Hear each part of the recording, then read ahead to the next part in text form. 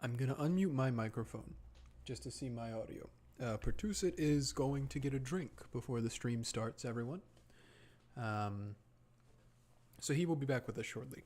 But for now, our standard audio test, just to see how I sound. And we'll be getting back into it shortly. Okay. Oh, let me unmute you. And see how you sound. I sound witchy, hopefully. Microphone hasn't changed, just headphones. Yeah, you should be good. I'm just making sure, like we normally do. Yep. Especially because of that new discovery. No longer so new, but the one of I can change my Discord sound. Yes. With the mixer. Oh, you sound fine. Okay. Excellent. Okay, that's our audio test done. Yay! All right. Let me flip us over here. Now I recall we stopped last time in the midst of a chapter because we were getting. Yes, we did. We were on time. Yep. So. Which unfortunately we have another bit of a time limit today. But on the bright side, we're beginning to double our content. Oh. Yes. I forgot. I could never. Is where we stopped. I'm trying to remember what else we had last time. Oh, we got to meet that professor guy and the witch hunters. We had a good bit of Ange last time. A lot of Ange stuff. Different Ange stuff, but Ange stuff. Yeah, we learned about... Well, it was her in 1998 summoning all the sisters. Yep. Even though she wasn't supposed to. Yep. And Maria kept telling her not to. Yep. Then we got to see her in, like, not quite 1998, when she was in the academy. Yeah. And how she learned to summon them in the first place. Still grown, Ange, but not as grown as she is in 1998. Yeah. Oh, and we got that very sweet... We got that very sweet memory of her... Because she needed... Yes. What did she need? She needed, like, a thing that was personal to her or something like that? I honestly do not remember. Because she had... It was the story of the hair clip. Oh, that's right. The hair clip had magical power in it. Because it was something Battler got for her. It's filled with her love for her brother. Yeah. Yeah. And she wanted to be the Witch of Resurrection. Mm-hmm. So that she could bring her bubber back. And her mom. She did actually say, and her mom and dad, even though for a while she's been like, nah, I can only get Battler back. But she said, no, I'll go so far as to even get my mom and dad back too. Yup. So, yes, I think that's about it. We had a brief scene of Kasumi again being hot on her tail. Yep. Trying to get her. Well, actually, in the scene that we saw, she wasn't very hot on the tail, and that was the problem. So. Yeah. Yep. And now we've got this La Criatura to deal with. Love her. Don't think I told the audience this, but at a con I went to recently, I spotted a Lambdadelta cosplayer. I was so happy. Lambdadelta, my beloved. Indeed. Super paper. Okay. Paper, my beloved. Well, let's not waste any more time, huh? Let's jump on in. All right. How are you feeling, Angie? Lambdadelta. The rules don't apply to you, do they?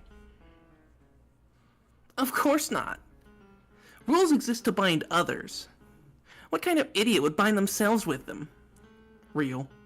Bergastell is a witch who supports me, but this girl is different. This witch supports Beatrice.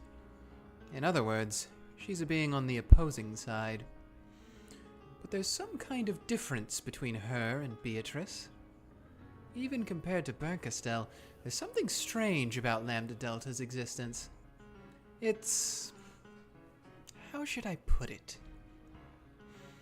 Maybe like she's a being from a higher dimension?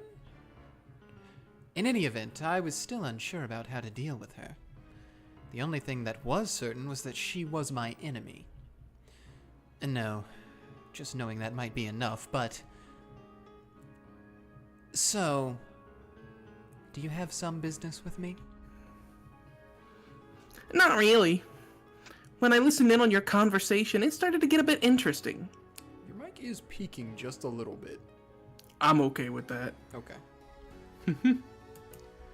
I thought I'd let you hear something good. You're supposed to be my enemy.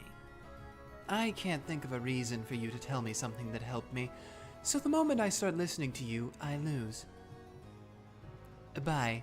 See you next time. Don't misunderstand. My opponent is Byrne, not you. In other words, it's possible for there to be a topic that benefits both you and me. Sorry, but I don't feel like listening. Although I said that, I probably won't be released from this frozen time until Lambdadelta is satisfied. That itself might be proof that she's in a higher dimension than me. I haven't been given the option of not listening to her. All I can do is try to not be shaken by anything she says, and strengthen my mental guard. She'll probably try to make me believe something disadvantageous to me, threatening me. There's no need to square off like that. I just came to resolve your misunderstanding. No, that's not quite it. I came to let you know about the lie Berncastel told you. Berncastel lied? Didn't Byrne make it sound like your big brother would come back if you defeated Beato? Who knows? I don't feel like talking with you. My brother, coming home. I hadn't been promised anything that dreamlike. Getting just one person only if I was lucky had been a promise without very high hopes. But that's enough for me. After being promised an eternity of isolation, having a faint but still non-zero chance was like a shining beacon. In a way, that promise of Byrne's wasn't a lie. If Byrne promised, then I'm sure that if you defeat Beato, Battler and your parents will be released and will come back to you. Then there's no problem. Seriously? That kid is surprisingly cruel. To think she'd deceive you even though she knows. How are you saying I was deceived? Damn. I'm letting her take the initiative. But I won't be released until I lend an ear to her. So it's something I'll have to hear anyway. Even though I realized I was falling into a trap, I urged her forwards. What year is it now? You're talking about the world of the gameboard. In that case, it's October 4th, 1986. That's right. So if you win against Beato, then on October 6th, when the typhoon has passed, the people who were trapped on the island will return. On October 6th, 1986, that is, right? So what? How was your October 6th, 1986? You were at your relative's house, right? I'd been at the house of the only Sumadera my mother trusted, Grandpa. We got a call. When I was playing with building blocks in the tatami room, we got that call. After watching to make sure that I'd remembered, Lambdadelta laughed unpleasantly and spoke. Hey! On your October 6th, 1986, did Battler Oni-chan come home? Oh my god, you peaked really hard with that. I'm glad.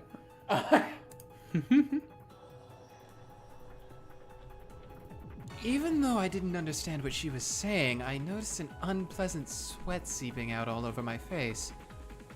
I don't get it. I don't get it. What is this witch saying?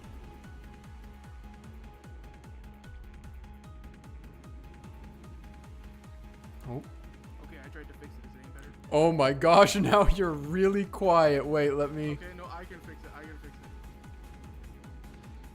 I don't want to keep peeping, so okay. Let me know when. I'm slowly going up. I'm slowly increasing it. Making sure it's good.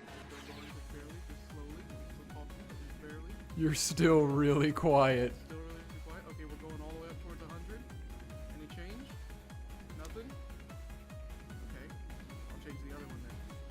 How's this this one sounding? How's it Okay, going? you're getting a little louder, but you're not loud yet. Okay, let me know. I'm going slowly up while I'm talking. A little bit going more. up. A little bit more. Okay, we're at 90, 92, 93. Do 95.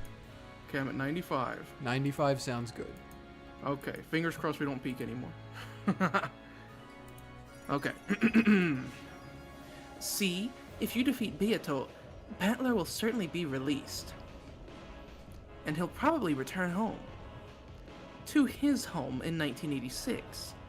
After all, that's how it is, right? Battler was locked up from the 4th to the 5th of October in 1986. It's only natural that he'd return the next day if he were to be released, right? And you? You're a person from the year 1998. You're Ushiromiya Ange of the year 1998 where Battler did not return. Know what that means? What are you talking about? If my family came back home on October 6th, wouldn't that be wonderful? I'd come home from Grandpa's house right away. And then we'd meet. Everyone would be happy. Yes. Ushiromiya Ange probably would be reunited with her family. The 6-year-old Ushiromiya Ange from 1986 would, right? Who am I? Ushiromiya Ange, an 18-year-old one. No, that's not it. You aren't Ushiromiya Ange. You're a witch's piece with that name. Strictly speaking, the name Ange Beatrice belongs to a completely different person. Know what that means? I don't really get it anymore. Huh? Huh? Who am I? Huh? And that's why I think Burn's cruel. No, I think she's a meanie. Especially since it's not like she hasn't gone through the same thing herself. Am I being tricked somehow? Yeah, but please don't blame Burn, okay? After all, depending on how you look at it, that kid isn't lying. If Beato is defeated, your family will be returned. Returned to Ushiromiya Ange. But she probably didn't say that this Ushiromiya Ange would be you, right? Was it like that? Was it like that? What did Burkittsell say to me again? Your assistance is required. Your family needs it. Burkittsell started by saying that. Then I spoke. If I save them, does that mean my family will come home? And how did Burkittsell answer that again? I cannot promise that. She did make me a promise. In exchange for accepting this fight. Yes, this is what she said. In exchange, I will search for a fragment with the ideal world that you wish for, a world where your family comes home. Yeah, that's right. She didn't say any more than that she'd look for it. She didn't say she'd find it. But I was prepared for that from the beginning. But even so, that child promised that as long as I didn't give up, there was a faint chance of it happening. And, in the end, she said this: I'm giving you a chance for revenge. In exchange, I promise to search for and bring you the happiest resolution among the possibilities you're capable of accepting. I've known it was a tough bet from the very beginning. After all, I have no family in my 1998. Even just a small chance of shaking that absolute zero would be worth it. I was warned beforehand that even if I succeeded in my revenge, it might be a wasted effort. So, Yeah, there's no lie in that part. Beato's gameboard is perfect. Even having you around makes the chances of Beato losing so slim that it's doubtful you could even dream of it happening once in your life. In other words, your chance of winning is almost zero, so absolutely that it could be regarded as infinitely close to zero. So, Byrne can be forgiven for saying that part in such an evasive way.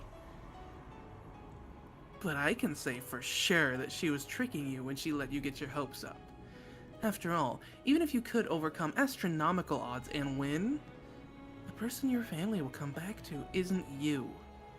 It's the 6-year-old Ange that exists in this 1986, the true Ushiromiya Ange. Not you. Byrne will still probably go around the billions of fragments searching for the best world for you. But didn't she tell you that she planned on bringing it to you as a present but wasn't able to find it? She did.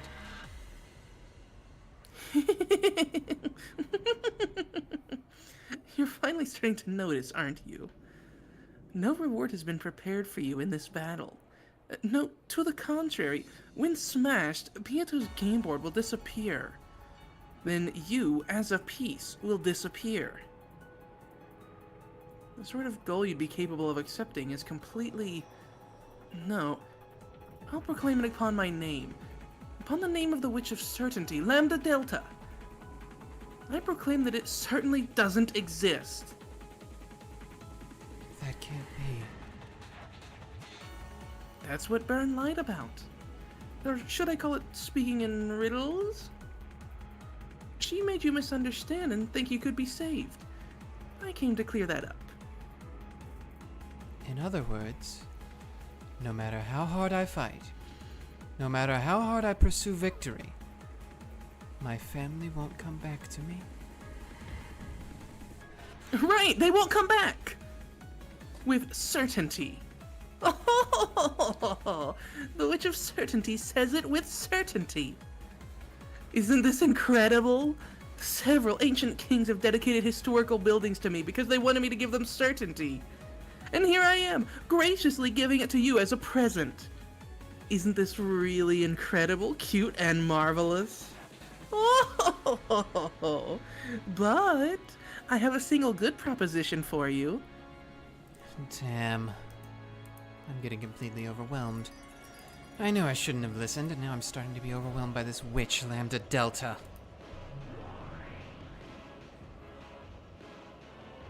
My opponent is Byrne, not you. Didn't I just say it's possible for the two of us to talk about something that benefits us both? I've said that from the beginning. So listen to me. You have no choice. Okay. I'll listen. I've just gotta listen, right? I finally lost control over my emotions and exploded from the inside. I don't have a clue anymore. I believed that I was Ange, but at some point, I stopped being Ange. That's right. I am Ange, not Ange. Real. Who am I? I'm not my parents' child, nor my brother's little sister. I'm just a piece in a witch's game. There's no need to be so pessimistic. I mean, think about it, okay? Right now, you're together with Battler Oni-chan. While it's true that you can't tell him your name, at least you're positioned as his ally in a game where he battles a witch. And you're able to be with him for all eternity. Know what it means? I can't stand it. But I understand. In other words, as long as Oni-chan keeps getting a tie in this game, it will continue forever. Continuing to tie means continuing the game for eternity. And it means that I can remain with Oni-chan as a piece. But if Oni-chan wins, or loses, and the curtain closes on the game, you, as a piece, will disappear. How do you define happiness for a game piece? Getting used by someone playing the game, nothing more. You won't find it when the game's shut in a closet gathering dust, right? In the past, the Seven Sisters of Purgatory said it as well. Furniture's happiness comes from being used, not being stored away. That's right. I am now the witch's furniture. Let's change things around a bit. To be honest, I want this game to continue in a tie for all eternity. An unending game is an eternal cage. An absolute closed room that never opens for all time, and that'll finally make Burn surrender. You know, Beato does want to win a bit. Victory by making Battler surrender. But that's actually a problem for me. After all, if the game ends, the closed room will fall apart. So I'll go easy on Battler a bit to stop him from surrendering. Don't worry, okay? When Battler's about to surrender, I'll become his ally. But you know, I get the feeling that Beato is faintly starting to realize. I think she's starting to realize that her victory won't come for all eternity in this game. But she is, of course, the Endless Witch. Beato's stupid, so she optimistically thinks that even so, she'll surely win eventually. Like she just has to repeat this game on and on endlessly. Of course, pretty much all blondes are morons. Bruh. She's a super blonde. It wraps around. In this game of witches, there will never be a victory or a loss. I won't let her win. And I won't let her lose. With certainty. Burn noticed that. So she looked for the most powerful piece for breaking that deadlock, found you, and threw you in. To make this game end, you see? To make this game end. What's a piece's role when the game ends? I'll state it clearly. Your existence is a contradiction. Your reason for existing is to bury yourself in the darkness and despair. My goal is to defeat Beato and release my captive family. And yet, even if I succeed, I won't be rewarded. You cannot lose, and you won't be rewarded if you win. So I've brought you a third choice. And that choice will make our interests coincide. Continuing the tie for all eternity. Yes, as long as the tie continues forever, this world will not crumble. What is this world? It's the world of the game with the witch. A world where Beato and Battler fight for all eternity. And at the same time, it's a world where you get to be with Battler for all eternity.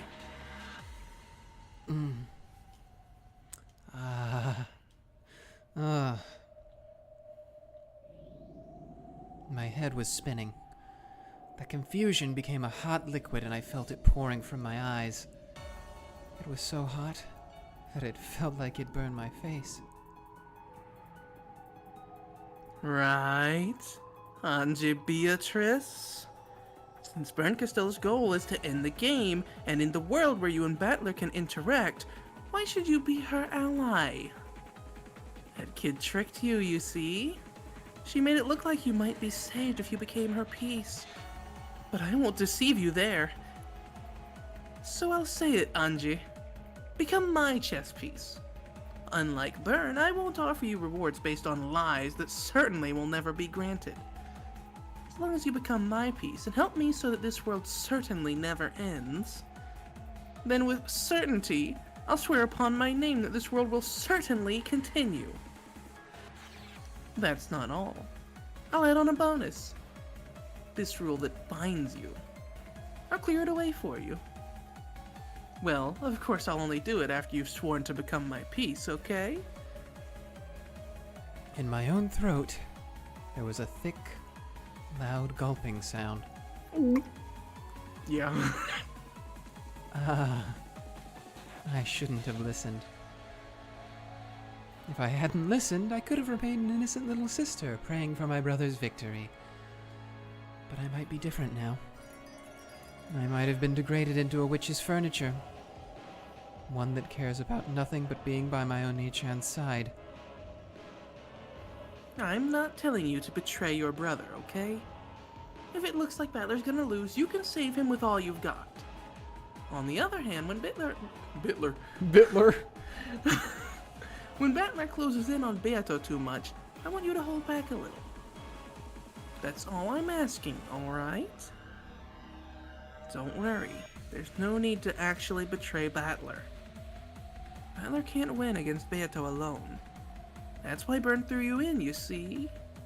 As long as you don't lend a hand, Battler will be unable to win against Beato for all eternity. See? It's really simple, isn't it?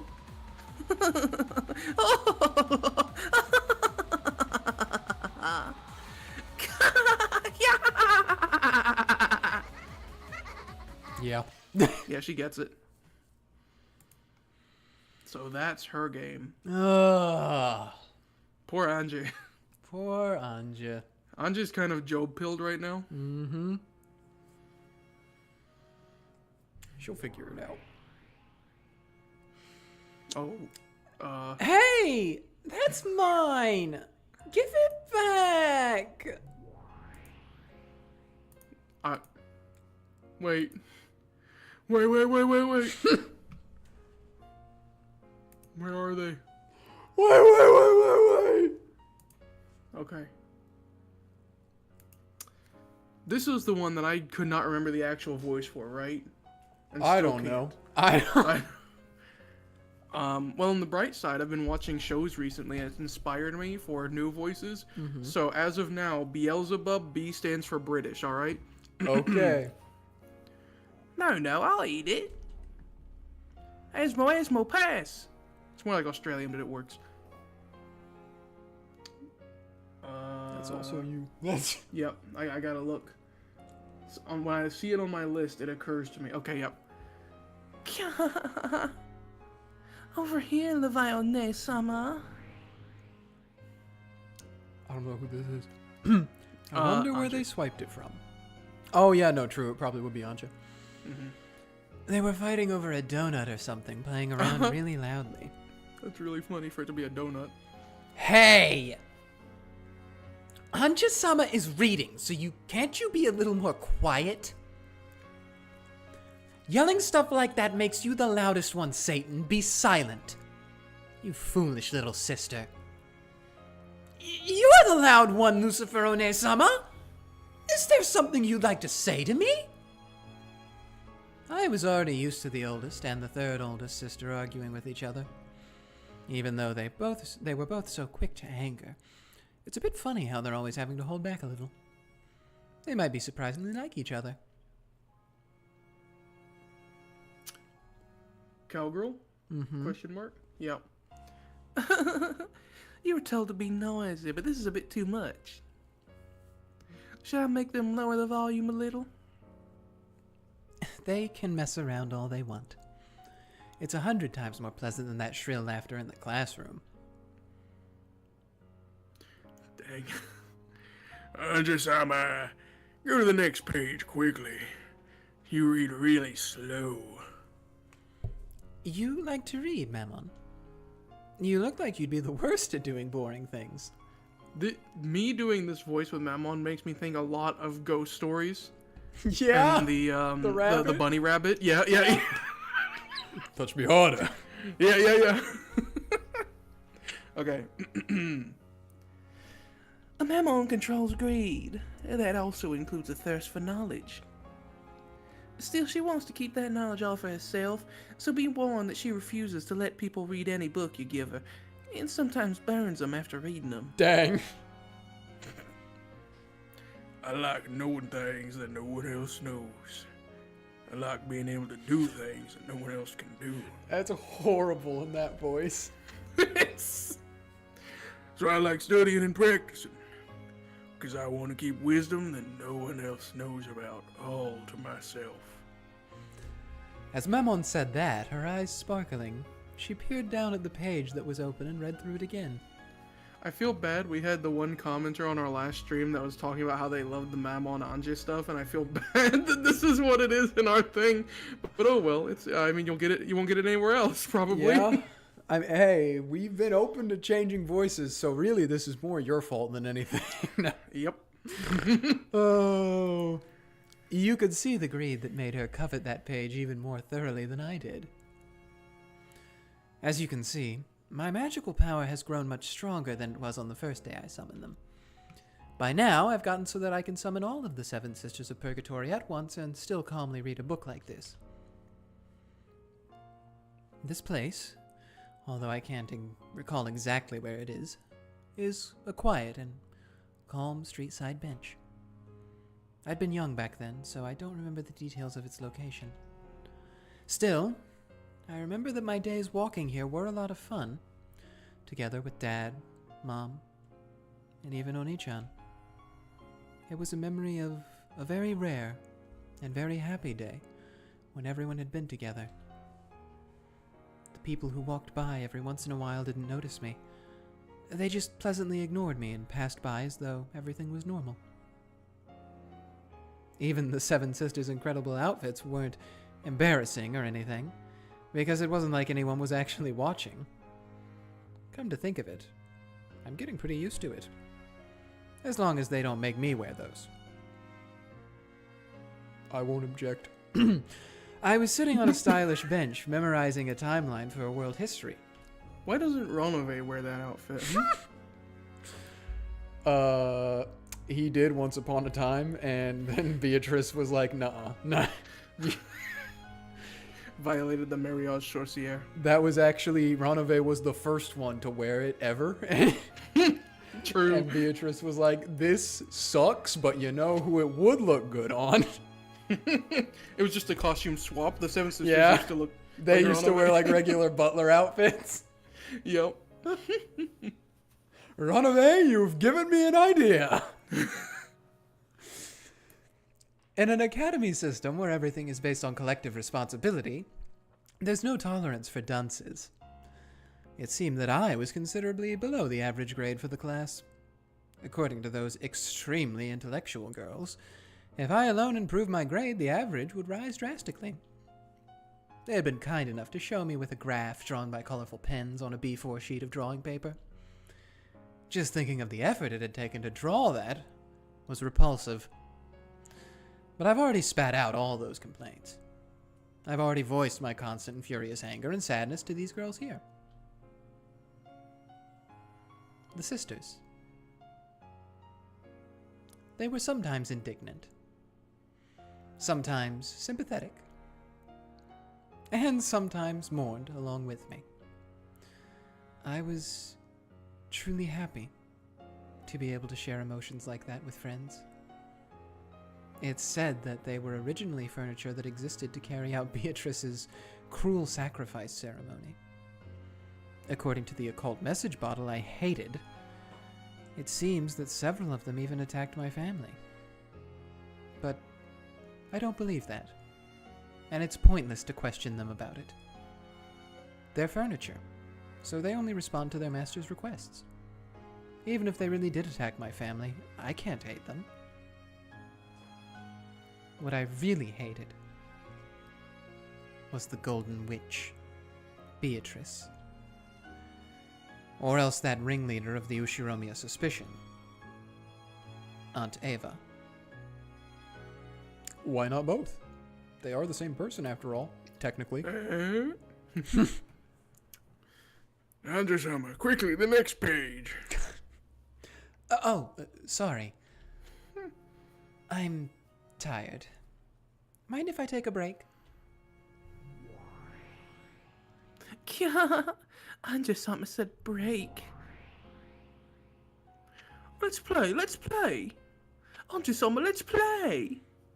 Beelzebub has become a 19th century chimney swift boy. Yes.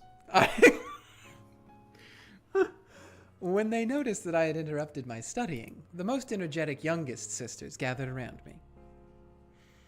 And that wasn't all. Oh no, he's here. Even Maria One-chan and Sakutaro showed themselves.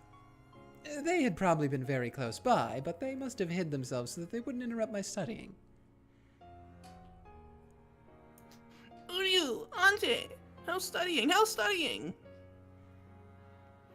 Yeah, Sakutaro, Hate it.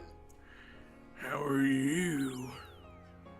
Well, wait a second! Let me squeeze him too! Don't we always say that the first one to get there wins? Cute! Cute!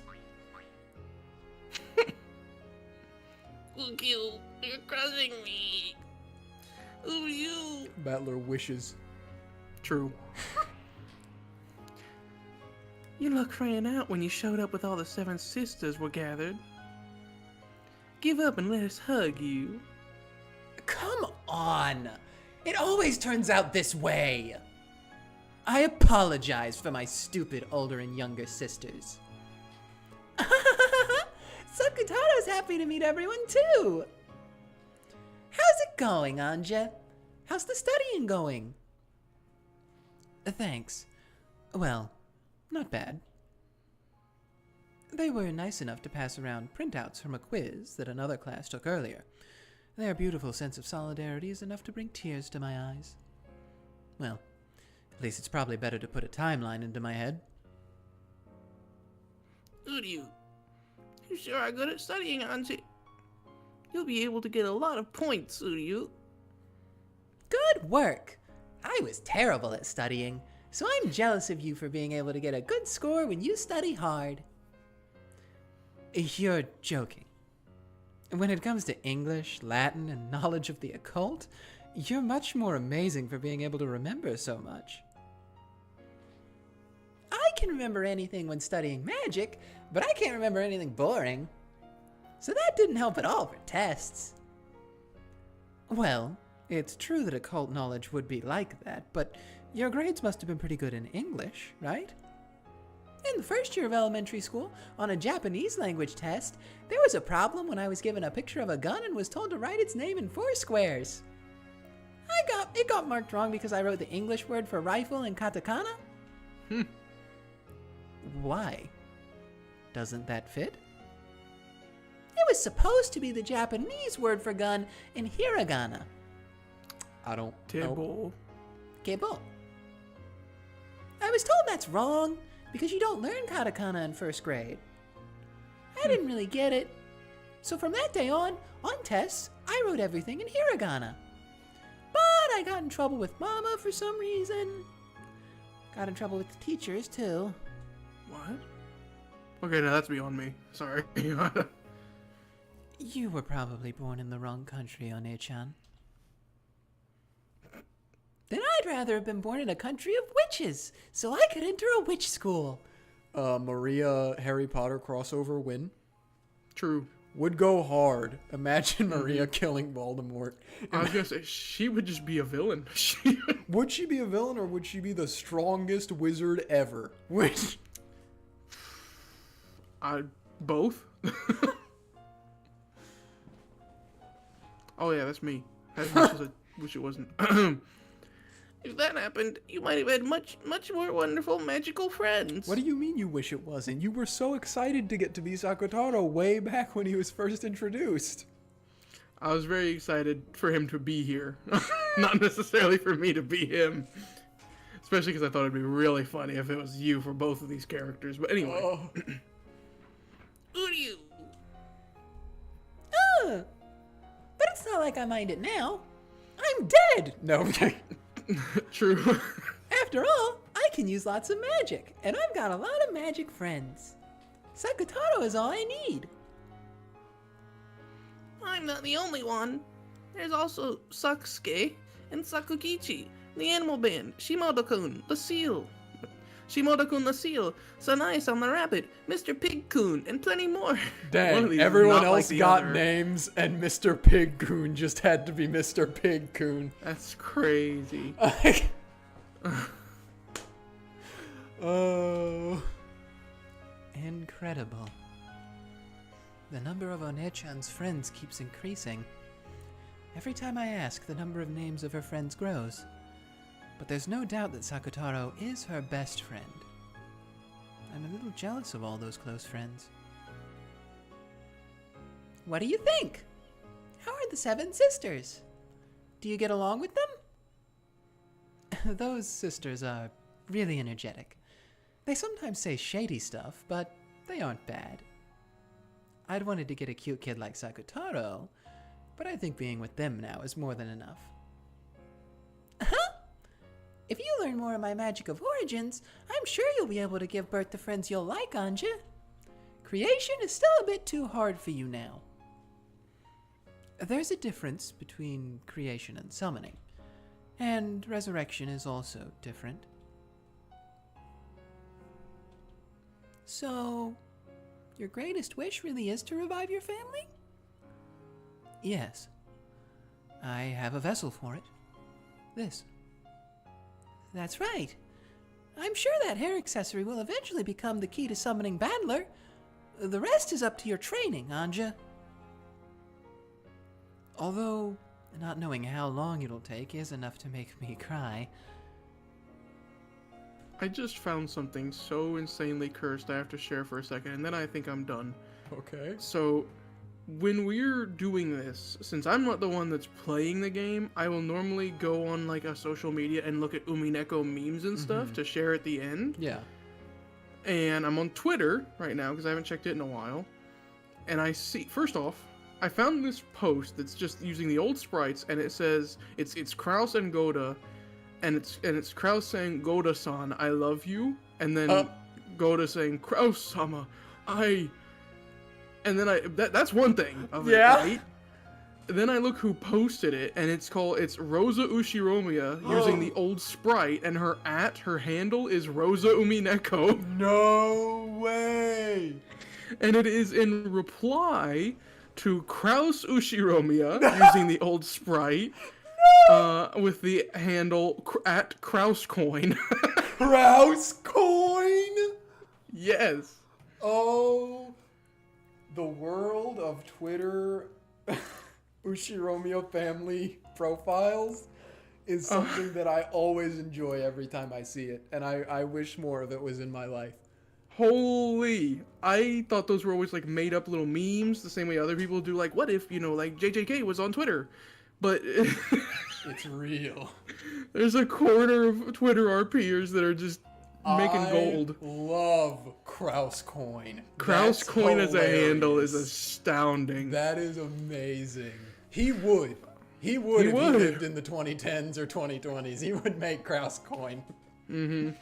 No, he Okay. would in the early 2000s because he's always too early. He would.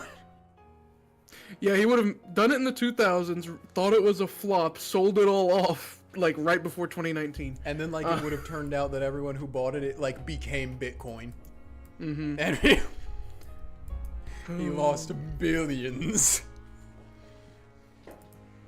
Okay. Alright. I'm putting that away because I don't think I could handle a second dose of that. Not allowed to look at it for the rest of the night. Yup. Okay. Ryu, stay strong, even if it's tough. If you don't give up, Ange, it will definitely come true someday. Okay, wait, I'm sorry. I still gotta go back to that for a second. You said it was in reply to Krauscoin, but what did he say that it was in reply to? He said the burden of proof is not on me, and then Rosa Umineko said, "Here it is, irrefutable evidence of your affair on Natsuhi." Oh, okay. Kuro-sama. That's what it was. Okay, I just needed to know that part. Now we can continue. Okay, but also the Witch of Never Giving Up right here. If you don't give up, very Ava-Triss pilled. Mm-hmm. All right. Oh, you said that already. Line. That's I said right. the line, If someone gave me some proof that I'd definitely be granted, at least that would calm my heart. Ryu, then I guarantee it. Without a doubt, Ange will surely have her wish granted someday. Well, you're not the witch of guarantees, are you, Sakutaro? Ryu. Thanks. I'm glad to hear it. even if you're just saying it to console me. It's not like that, Uyu. Stop it, Ange. That kind of emotion will turn into the magic-resisting toxin. That feeling that your dreams will definitely come true is the best seed that buds into magic power. That's right. Sorry, teacher. You better be. You need to be a bit greedier, Ange-sama. Go however far it takes to get the thing you desire. You're lacking the willpower to never give up until you get it. I have constructed a headcanon for Mammon now Yeah? that's what her voice sounds like when she talks in English, but she sounds like a stereotypical anime girl. She speaks in Japanese. Just JK girl? Yeah. Yep. That makes it even funnier for me, I think. That works. In my headcanon, I was thinking of, I can't remember his name, but you know there's, I don't know if you actually made this far or not, but in My Hero, there's the trio of like kitty girl heroes. Yes. And one of them's just a man. Yes. That's what's been in my headcanon this whole time. Uyu, that isn't true. Ange's doing her best. Thanks, Sakutaro. Mammon. Crying about it won't help anything. There's nothing I can do except hang in there. I'll try hard. I'll grit my teeth. I'll definitely make my dreams come true. With certainty. Uyu, you're awesome, Ange. Do your best. Mammon and I will support you. Yes, we'll support you. The greedier our master is, the more our worth will increase. Dang it, why did I knew it was gonna be you? More importantly, Ange-sama, Yes. they finally got 10 people gathered here. Yes. I'm all for it. It's really funny. Dang it, okay. We plan to have everyone play Shiritori or something. If you lose, there's a punishment game. Let me nibble your ears. Okay, now that's like written for it. I don't know what just happened there, but Come on, is hunger the only thing inside that head of yours? Please forgive my foolish sister's stupid proposals. Are you sure it isn't about time you return to your studying? No!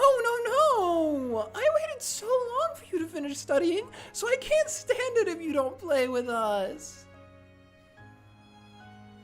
I don't think it's a bad idea. Perhaps playing every once in a while is good for softening the mind. You govern Sloth, right, Belpha? What you're saying sounds reasonable, but you're actually being sneaky, aren't you? My apologies. You are diligent, Ange-sama. If it's okay with Ange, I'd also like to play with everyone. Let's make some noise. It'll definitely be fun. Uyu! Ange, let's play! Let's all do Shiritori! I don't know if they're gonna explain it. Do you know Shiritori? I do not. I'm assuming it's a Japanese board game or what? Not They've board got game, it's a several- word game. Okay, I was about to say the Japanese really like their funny little games. They've got a lot of them. This is one that you may have seen in an anime. I would say you've probably seen it in anime or something. Is this the one where like they say something and then another person has to say another word that like continues based off of lettering or something? Yes, you start with a word and then the next word has to begin with the letter that the previous word ended with. Okay, yeah, I have seen this then. Yes, I just didn't know it was Okay. called Shiritori. Yep, so in this case, it would have to end, I'm not sure if it would have to end with U or Ryu. The next word would have to start with either U or Ryu in this case. Umineko no Naku Koro ni. True. In that case, let's start from Sakutaro's Uryu. In that case, which sound should we start the next word from? Ryu? Or you? They're doing the same thing I had an issue with. From Uryu? I wonder. Maybe it really should be Ryu. It's rare for a word that ends like that to come up. Then first, I'll do a word starting with Ryu. Ryuksho 7. Ryuzu. I That's have round. no idea what that is. I wanted to go first. Ryuto would have been wonderful. Zu? It feels like we keep getting tough ones. Wait a sec. What order are we going in? True. Who's next? Uryu. That doesn't start with Zu, we already did that Sakutaro. one. Yeah, wait. I don't think it matters who. Whoever thinks of a matching word first. What's that? Sounds interesting. How about the person who can say the most wins? It's a fast-talking Shiritori. Well, then I'll go. Zucchini. I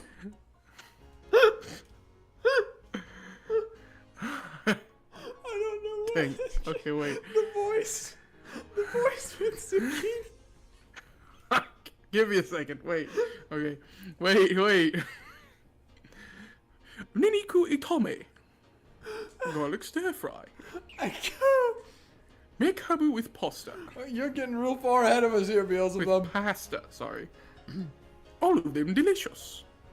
Yeah, I said 3 of them. Mills takes 3 points. Can you use conjunctions? I'll get it. It was all food because she's okay. Mm-hmm.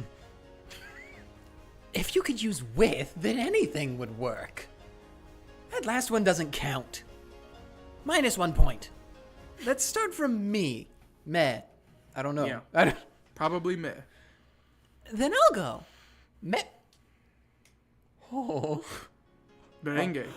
Oh, merengue? I would guess. I've never seen that word in my life. No, you haven't seen merengue before? No. Merengue. Okay. Sorry.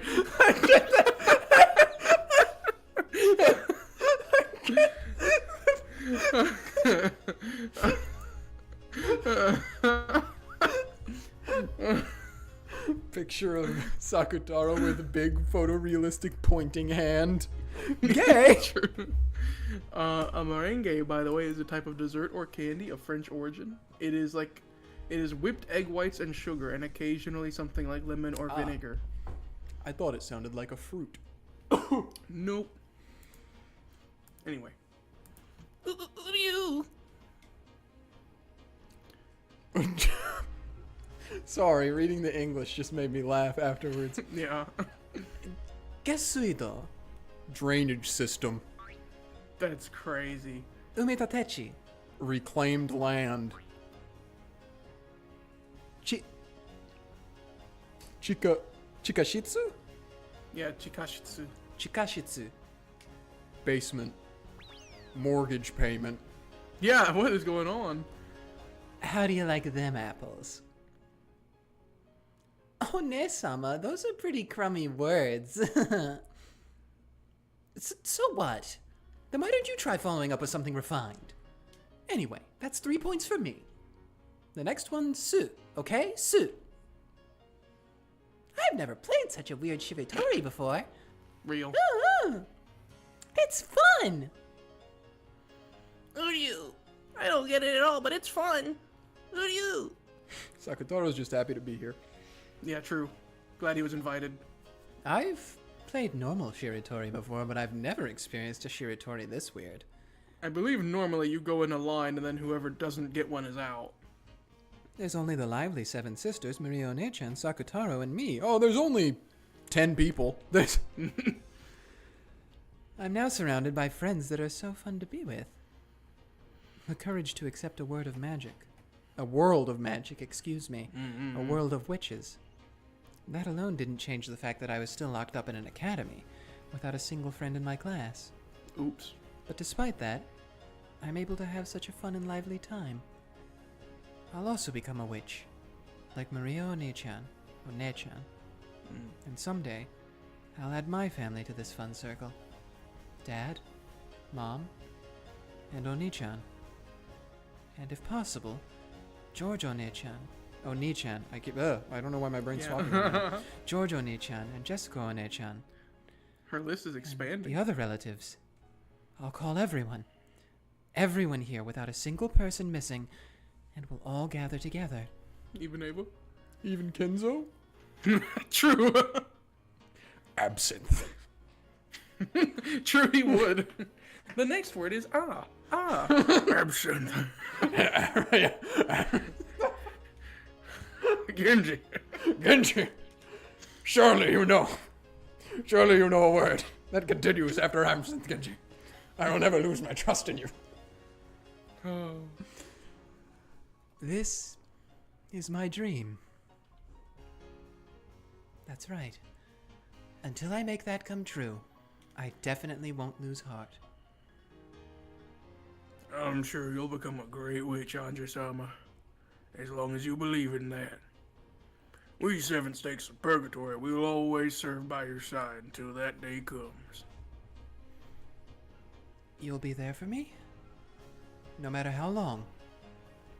You'll lend me your strength. Of course. After all, I'm your friend, right, Ange-sama? Yes, that's right. Let's all stick together and play together.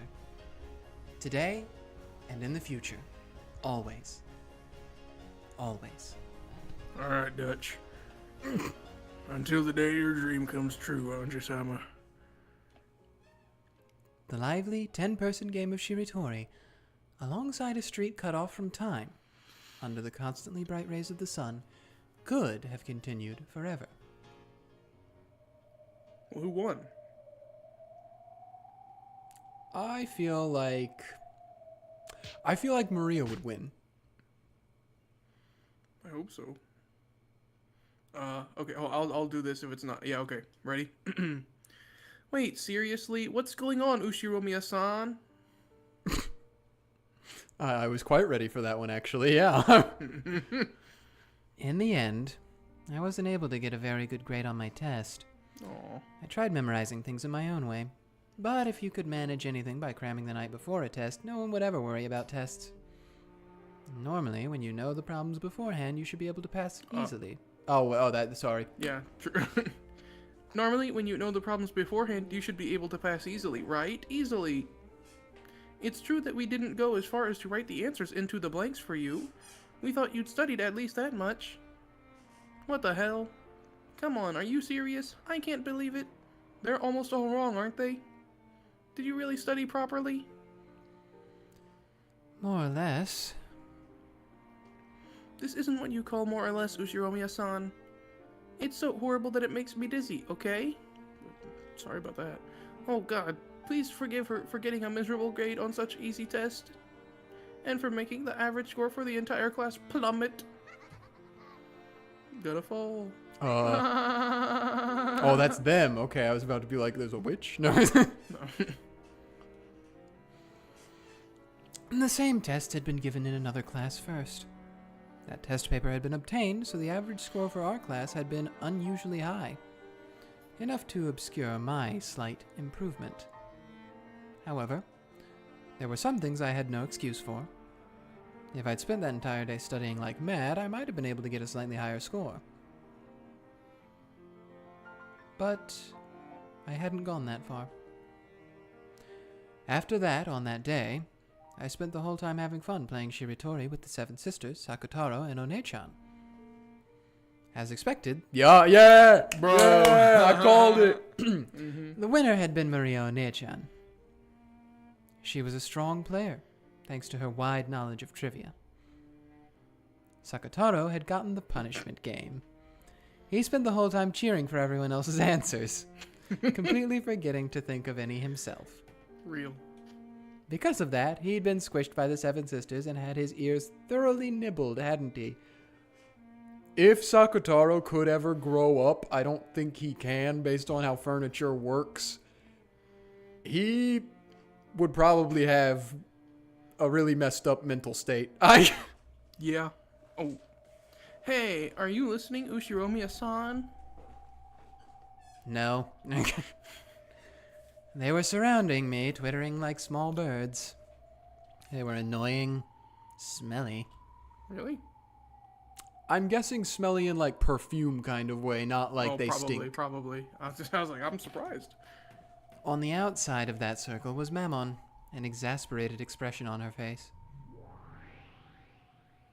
This is a messed up school, just like usual. Shouldn't you be more than happy as long as your own grades are good? It's probably because of that collective responsibility thing. Instead of worrying about their own grades, they're more concerned about how embarrassing it is for the class average to be low. Or maybe it's because they really hate the volunteer work they're forced to do as punishment. So, in other words, they aren't studying because they want their grades to be good, but because of collective responsibility, and since they hate volunteer work? That is what I just said. Dang. They're jealous and embarrassed. They don't want to be inferior to anyone, and they don't want to be humiliated. That's the only feeling that drives them to study. What noisy people. If they want to study, why can't they just do it themselves? In the end, without collective responsibility and volunteer work, they'd have no desire to study. How foolish it is to study without knowing the meaning of studying. Still, these guys are really annoying and stupid. Don't you dare disturb Ange-sama's precious day for even a minute. I hate those people. Just get lost. Oh, I'm hungry. I guess It's real. It's just like... it's like when you Victorian first started doing Mammon. It's gonna be funny Yes. every time for a while until we get Yes. used to it. Yep. Go away now. Way. Oh. Sorry, everyone. I wonder why humans are so shameful.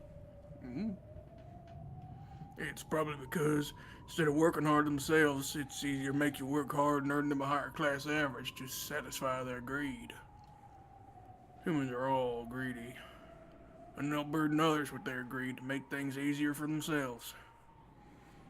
We'll eventually be reunited with them on the mountain of purgatory. When they get to the 5th terrace, they'd better watch their step.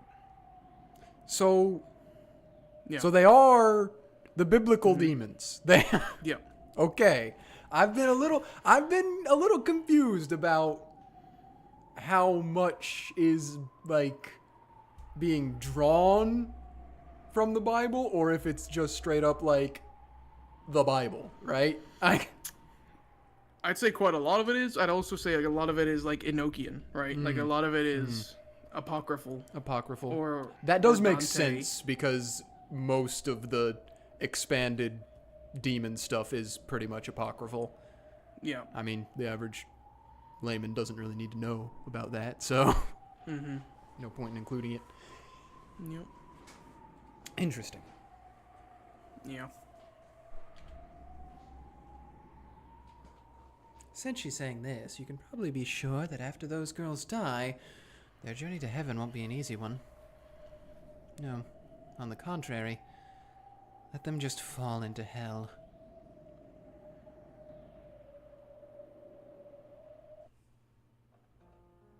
Which also makes me curious as to then how it explains the other non-Christian stuff. Because there is non-Christian stuff. True. The Greek gods have been referenced and the Norse gods have been referenced several times. So Yes. I want to know. And let's not forget that the significance of Beatrice's name being Beatrice. Yes. I want to know. I just want to sit down and have, I don't know, who probably knows the most? Probably Lambdadelta. Lambdadelta? Lord dump You me. do not want I don't. Lambdadelta I to do lord not, dump no. you. I don't know. I feel like it's a 50-50. Either she would actually like have complete perfect knowledge and manage to get it out in one sitting, but it would take literally like years. Or it would just evolve into her like belittling me for wanting to know Well, in like she 5 would- minutes. And She knows it all, but she would sit there and be like, so then that one guy, you know the one I was talking about earlier? Yeah, He did she that would- thing, like... And when he did that thing, other people got mad, and that's when the other people did this thing. Like, that's what she would do. oh, it would be horrible. Vern Castell would be the one to be like, you seriously want to know that? Yeah. Like... The class committee went to the student council and applied to use a classroom during lunch and after school. The purpose of use was for a class study group. A wonderful little gathering so that they could all surround me and make me study. I'm so grateful I could cry. which meant that every day, all of my lunch and 3 hours of my afternoon would be stolen. The Academy and its student council, with its theme of student self-government, instantly approved of this pleasant activity that the students were taking up of their own initiative. In other words, I was no longer able to escape after school by leaving the classroom. After school, the first class study group meeting started right away. Would they open a textbook, then kindly and carefully explain so that even I could understand? Of course it didn't turn out like such a naive illusion. Dang. After school in the classroom, dozens of my classmates crowded around my desk. First, before we started studying, why were my grades so bad? What was the reason? It was decided that we couldn't start until I could clearly answer these questions, become aware of the problem, and show regret for my actions. Of course, there's no way for me to respond when asked a question like that. They've loathed me all this time, and they've rejected me, and kept me at a distance, preventing me from joining in on their community. So, I've avoided their community myself. There shouldn't have been any conflict for either of us that way. So even in this group that was enthusiastic about raising the class average, they obviously kept me at a distance. Even if I tried to join in, they would probably ignore me, like they always did in the past.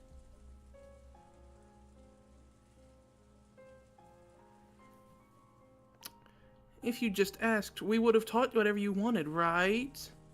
Right!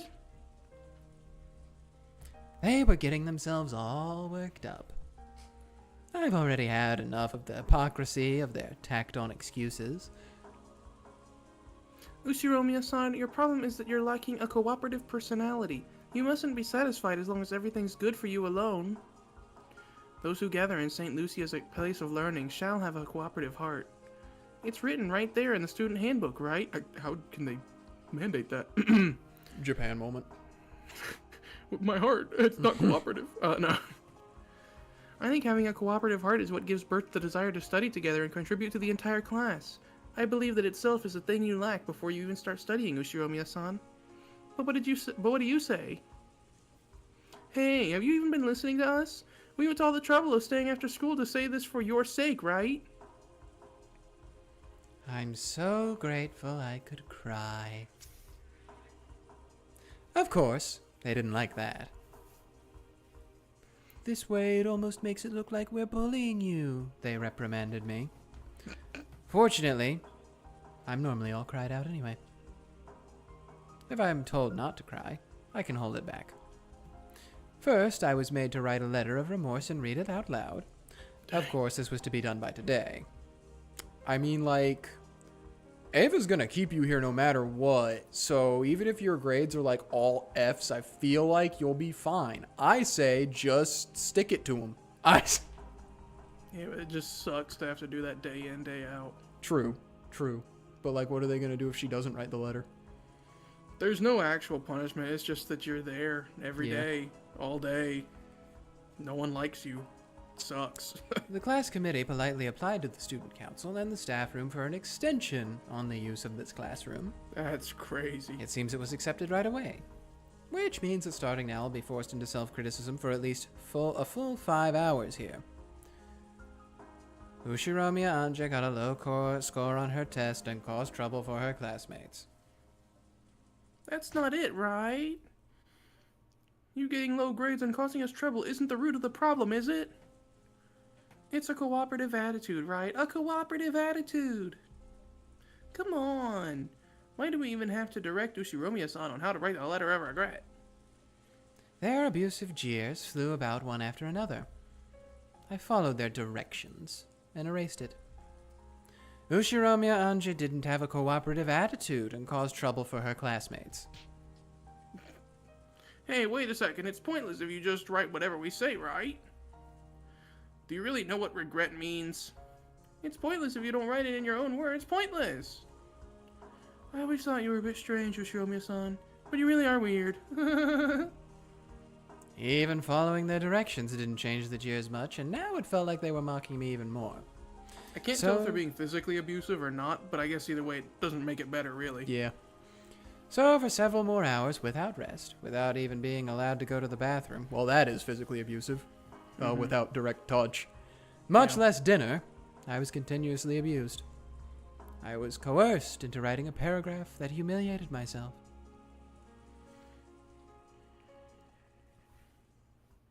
See, if you took away the magic and her having an escape, this is how you get a school days situation, but not through a relationship.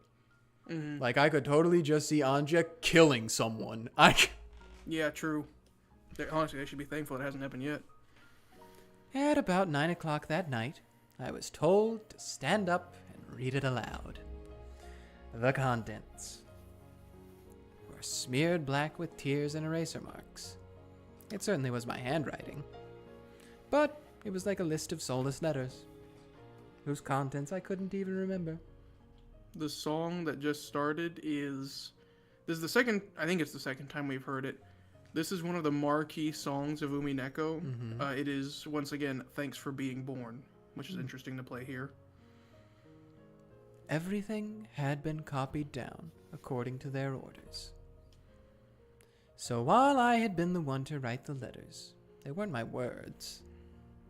I'd been coerced into writing them down, and even coerced into reading them aloud. Even after all this time, I was surprised to learn that, beyond just ignoring people and hiding their things, there are other ways to bully people. Hey, read it aloud, quickly! Look how many people are staying this late just for you, Shiromiya-san. Why not thank us a little? Isn't the fact that she doesn't feel gratitude a sign that she doesn't have a scrap of a cooperative attitude? It's okay, Shiromiya-san. We'll always be with you from now on. Why not study with us and remake yourself? Okay?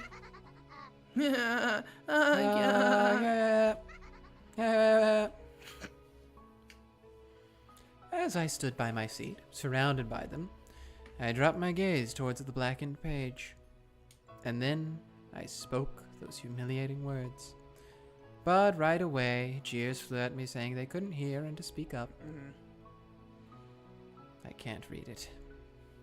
I had no idea that being forced to read a paragraph humiliating me would be so painful. My throat shook. My fingertips shook. The paragraph of humiliation written in my own handwriting made my eyes burn with a hot liquid. So my world blurred and twisted. I saw the girls surrounding me twist and blend. I saw them twist and bend into the impression I had of them. In other words, that was my true field of vision. Beyond that twisted crowd of people, I could see my friends. Compassion could be seen in all of their eyes. Ange, stay strong. Who are you? Maria One-chan and Sakutaro were looking at me with sad eyes, probably because they realized that even cheap words of compassion would hurt me. They kept alternating between trying to say something and hanging their heads. What the hell's wrong with these people? They're just the worst. Really pisses me off. What's so fun about gathering on Ange-sama and torturing her? It's a resentment they can't voice despite their jealousy. They don't care who it hurts as long as they can let it out. What horrible people. Ange-sama, in this kind of situation, it's okay to go mad with rage for your own honor's sake. Anger is an appropriate emotion and an appropriate reaction. If you don't get mad now, when will you get mad? Stop it. Don't stir up Ange-sama with cheap anger. If Ange-sama could do that, she would have done it already. You should only get angry if doing so will improve the situation. However, from an objective standpoint, doing that now would probably only aggravate the situation further. It may be humiliating, but the wisest thing to do now is to withstand it. Aha! You really are a sloth, Belfa. Quit fooling around. I can't stand this. I can't forgive them. Everyone calm down. It'll become a burden for Ange. A burden? What are you talking about? Is this the time or place to be calm? We furniture are not so cruel as to coolly watch when our master is humiliated. Ange-sama, you have no obligation to read such a humiliating letter. If you can't let out a cry of rage, then at least throw it onto the floor. You don't need to trash talk them. You don't need to yell so loud that they bend over backwards. Just throw the notebook on the floor with all your might. By doing just that, you'll be able to show your strong will. Don't start running on by yourself, Mammon. I told you, right? If Ange-sama could do it, she would have done so long ago. Nothing will be resolved by the eruption of momentary emotions. Can't you see that doing that will only make their treatment of Ange-sama even more severe? Why is this happening to Ange-sama when she didn't do anything wrong? Not letting her eat dinner and making her stay so long after school, I hate it! And it's not just tonight, but tomorrow and the day after, too. That's enough. You can't simply sit there bearing this humiliation. Hey, are you really listening to us? Someone tugged at my hair. I was torn back into my tragic reality. I was no longer even permitted to listen to the Seven Sisters speaking on my behalf in my heart. My hair was lifted upwards. One of my ornaments came off, and I could hear the sound of it rolling on the ground. No one picked it up. To the contrary, they casually avoided it as though something filthy was rolling towards them. I tried to follow it with my eyes, but my hair was tugged upwards again. Why do you never listen to us, even though we're talking about something so serious? In one ear and out the other, is it? Does anything get into that thick skull of yours? Get a grip, okay? Are you really conscious of the trouble you're causing us? You aren't going to start saying that you just wrote it grudgingly because we told you to, right? Until you really show regret of your own will, this seriously isn't gonna end, okay? It's not just for today. It'll seriously keep on going tomorrow and the day after, you see? Don't you play us for fools, okay? I mean, why are you still even alive? Is it normal to go on living like this? If it were me, I'd just die. You can't live like this, can you? 'Cause you being alive just means getting in other people's way all the time, right?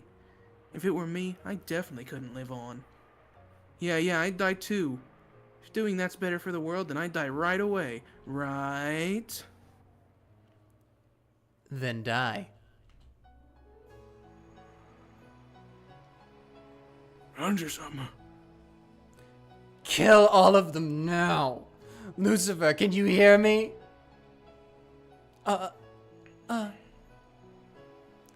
You Seven Sisters of Purgatory are incredible furniture that can massacre mere humans in a flash, right? You're always boasting about it to me. Then do it! Massacre them right now. Right here, right now. Well, for some reason, Lucifer hesitated. Why? What's wrong?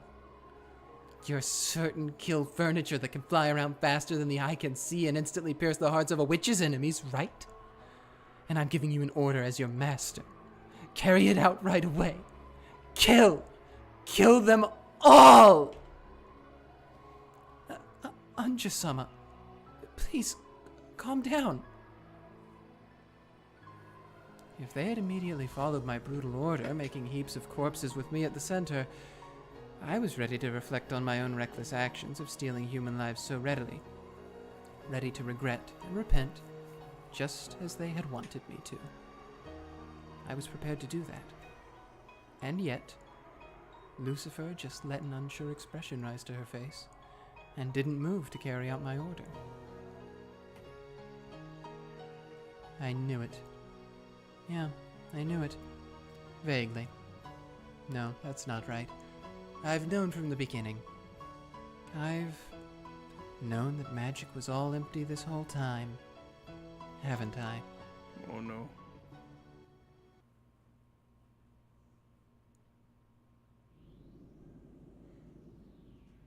The Seven Sisters of Purgatory. Yeah, right. Stupid. So pointless. I've known it the whole time. Ange-sama.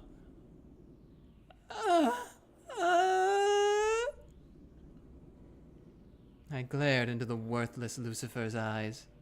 and pain seemed to accompany that gaze. As though she was being assaulted with a violent headache, Lucifer grasped her head with both arms. But it looked like she couldn't tear her eyes off my gaze, so she was assaulted with a pain that grew more and more violent.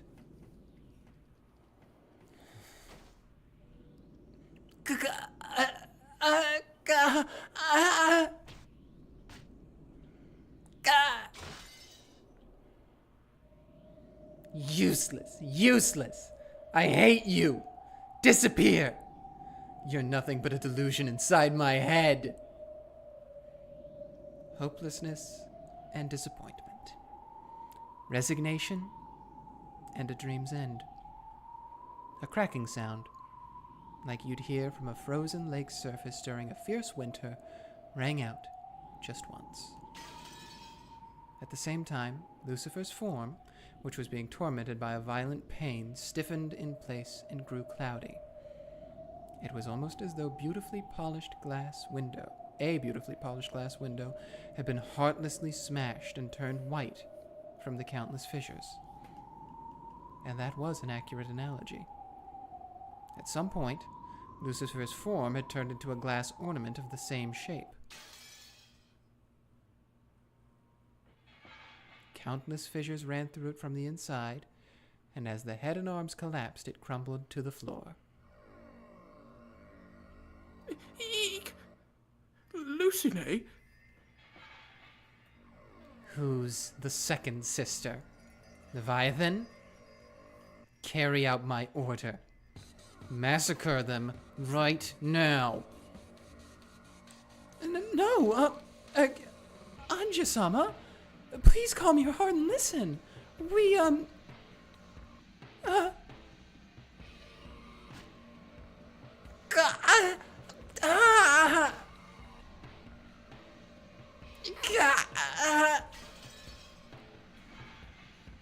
I'm not looking for excuses or backtalk or an answer. I want nothing more than a swift confirmation of my order to eradicate the girls who are humiliating me. If you're going to say anything else, there's no need for me to listen until the end. After Leviathan also turned white due to countless cracks throughout her whole body, she fell over backwards, splitting into separate parts along her neck, hips, and arms. If she'd been smashed to bits and lost her original form, it probably wouldn't have seemed so brutal. So seeing the two of them halfway left over made the remaining younger sister shake even harder. Why won't you listen to my orders? Why? Why? My apologies. Here, under the current conditions, the anti-magic power is extremely strong and... What's that? You can't do it because humans are here? That's your logic? Isn't killing humans what you do? If you can't do that, then what use are you as furniture? Die! Please, spare me, Ange-sama!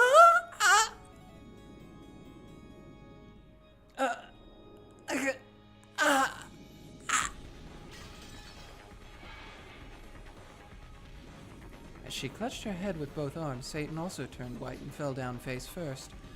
Apparently, the neck is the most slender part after all. Her head slid off and rolled over to Belphegor's feet.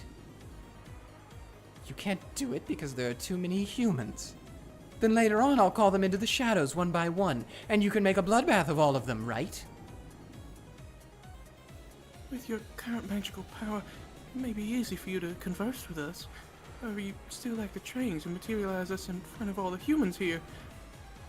I deeply understand your anger, but even if you could use us to attack and murder everyone here, that would only make your situation worse. I know it's humiliating, but please control your anger for the time being.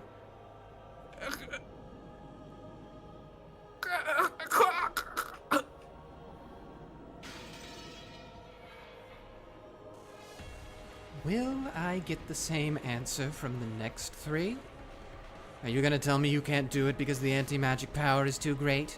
Are you gonna tell me you can't do it because my magical power is too weak? Then I won't ask you to kill all of them.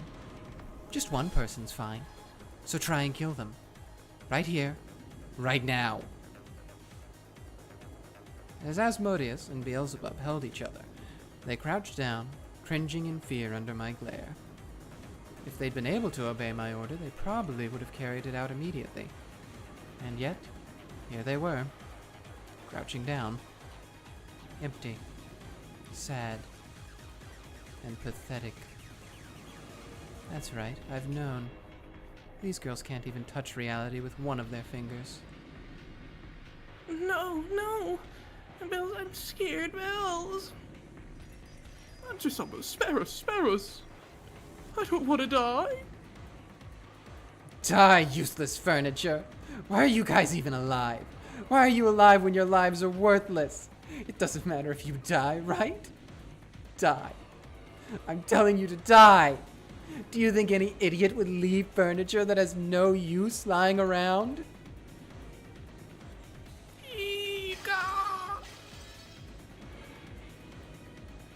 Please stop, Ange-sama.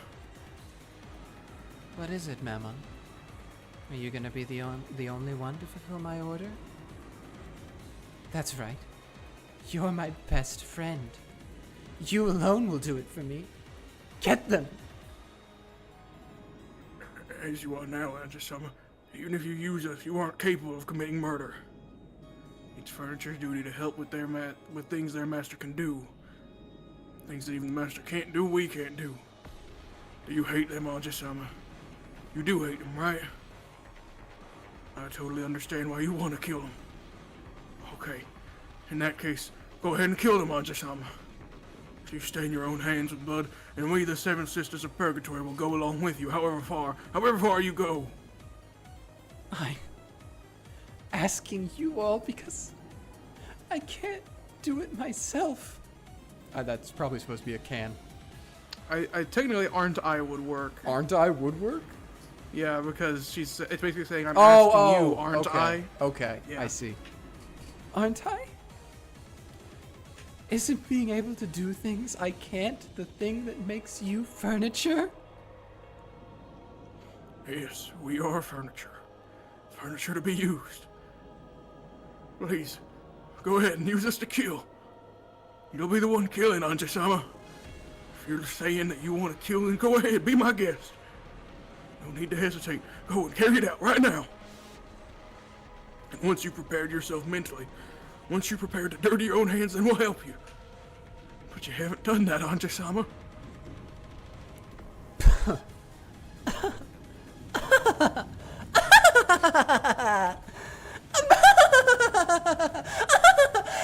Don't speak, furniture. You delusion. I get it already. You don't have to tell me. You people can't do anything. You're nothing more than my delusions, illusions, daydreams. I haven't had a single friend from the very beginning. You're just a phantom. A pretend friend I created in my heart, in my isolation. Right? I've known from the very beginning. Yeah, that's right. We're an illusion inside your head, Ange-sama, but so what? Yes, that's true. We're just imaginary friends created to soothe lonely, lonely Ange-sama's heart because she doesn't have a single friend, but so what? If you want to look at reality, just look at it. You can stop looking at us and return to being surrounded and bathed with jeering over there. Come on, go back. Welcome home to reality. Just call on us only when it's convenient for you and pretend you have friends. And spur us on even though you don't have the guts to dirty your own hands. And deny and erase us once you realize that it's hopeless. Yes, please enjoy. I'll leave with a shriek of anguish just like you want, Ange-sama. Just copy the jeering that you're being showered with right now. And do the same to us to get it off your chest. It's also furniture's duty. Getting slammed against the floor when someone's pissed off is also a chair's important duty. If that alone can absorb their master's bad mood even for an instant, there can be no greater honor for furniture. Kill me, deny me your first and final friend. At the end, Mammon had a mocking expression on face, but for some reason, it looked splashed with tears. Mammon, Beelzebub, and Asmodeus were smashed and fell to the floor.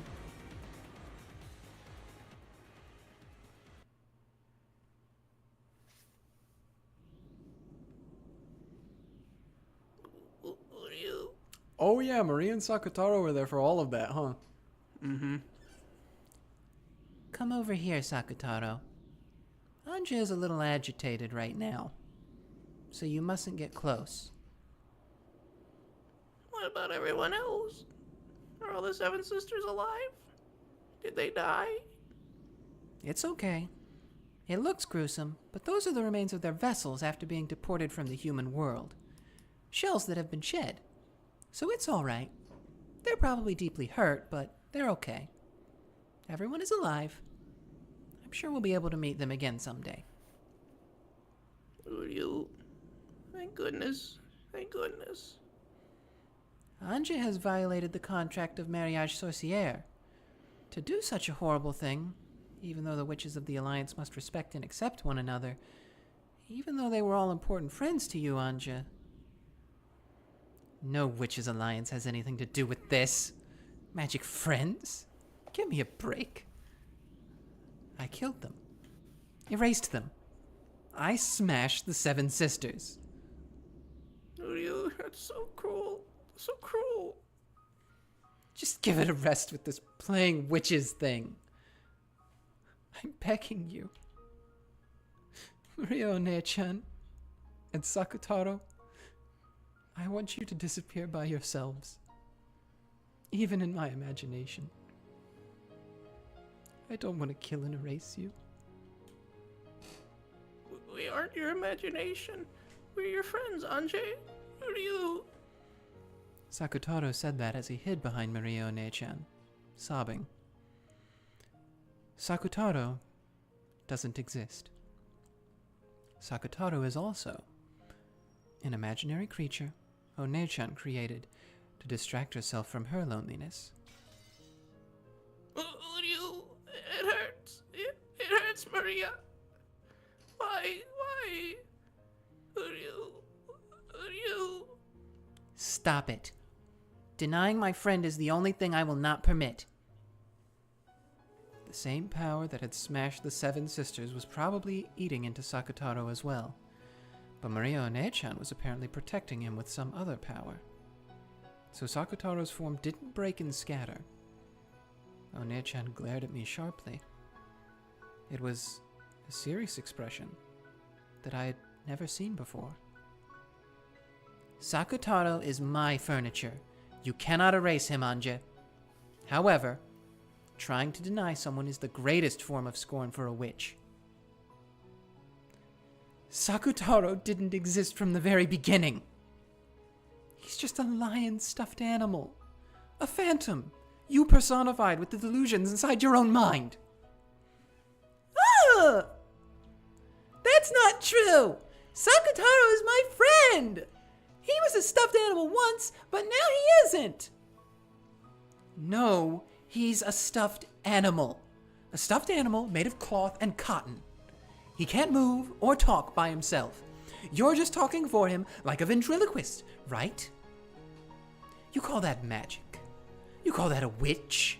You call that a friend. I can't accept that. You. Am I not me? Am I just a stuffed animal that can't really talk and not Maria's friend? Oh, you. As though struck with a high fever, Sakutaro weakened bit by bit. As he clung to One-chan's body, he did all he could to continue standing, but his body began to gradually slip down. As he did, One-chan held him, yelling at me as tears streamed down her face. Ah! Stop it! Don't burn Sakutaro with the magic-resisting toxin! Don't bully him! Don't insult him! Don't deny him!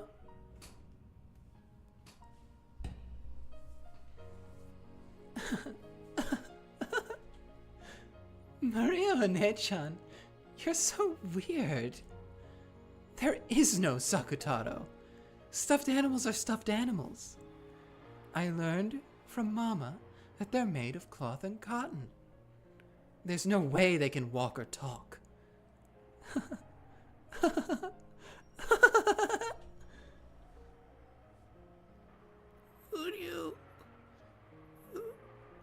You. Sakutaro! Sakutaro! You are a stuffed animal! You are a stuffed animal! You're a friend!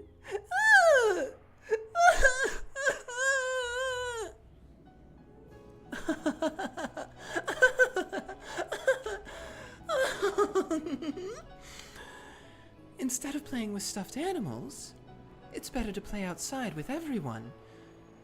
I'm bored with stuffed animals already. I hate you, Ange. Why say something like that? Hate! I hate you. You're not my friend. I won't let you become one of us witches anymore.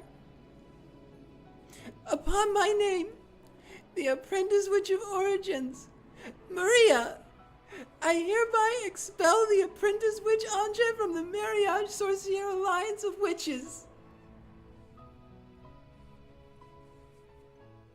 And then, what had been peaceful days to me became a daydream and ended. By now, it's impossible to prove.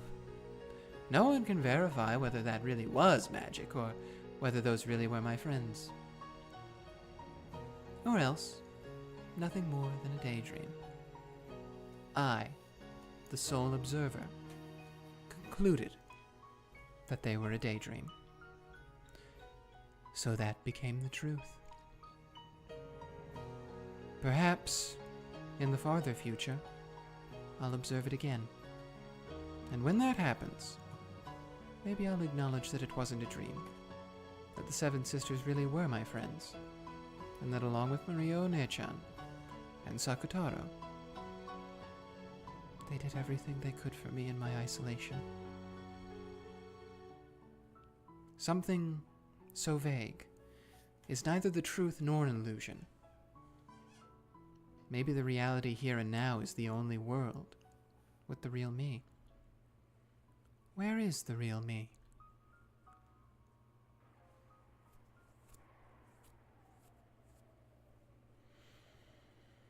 The person standing amidst the girl's exposed wreckage that resembles broken glass sculptures. That girl who's breathing harshly, her shoulders heaving, isn't me. I'm over there. The me that's surrounded by a crowd and being showered by jeers and who's hanging her head, her eyes red, isn't the me over there the real me? I won't dream anymore, because there's nowhere left to run. I'm going back. I'll return myself to the cage made of flesh.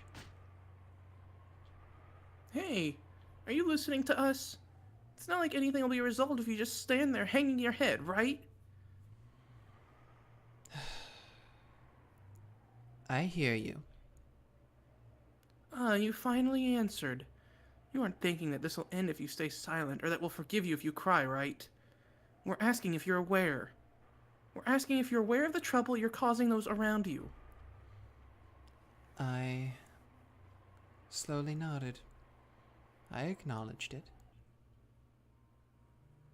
I acknowledged that I had slipped into the world of my daydream, trying to remain separate from the others in my class, to separate myself from and disgrace those sisters who spoke to me with reliable and kind words, despite being totally unable to help when I really wanted them to. I acknowledged that.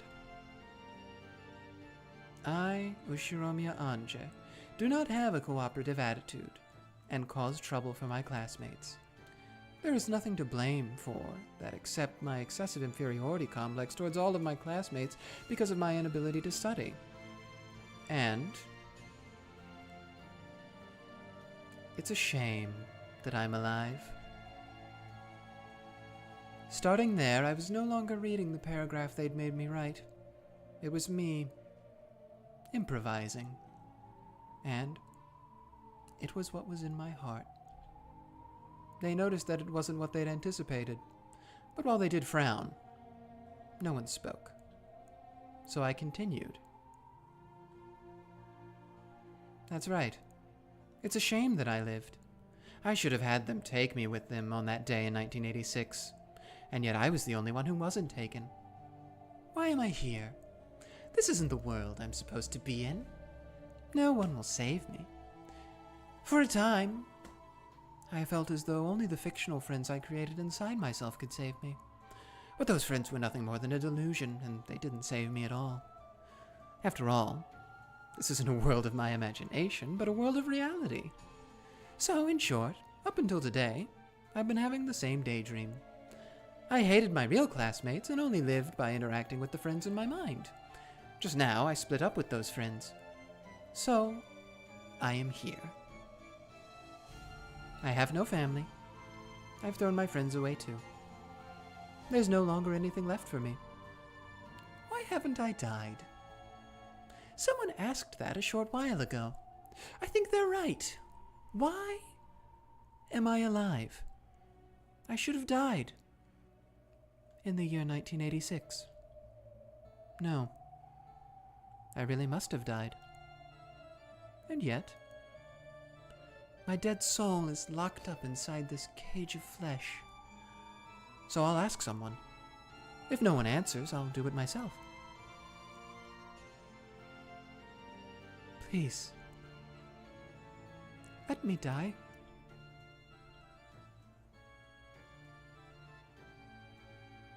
I spoke that sentence and looked around. Dumbfounded girls, shocked girls, girls whose faces seemed to be saying, "What the heck is this kid talking about?" And a bit late, more and more girls with faces that said, "Is this girl all right?"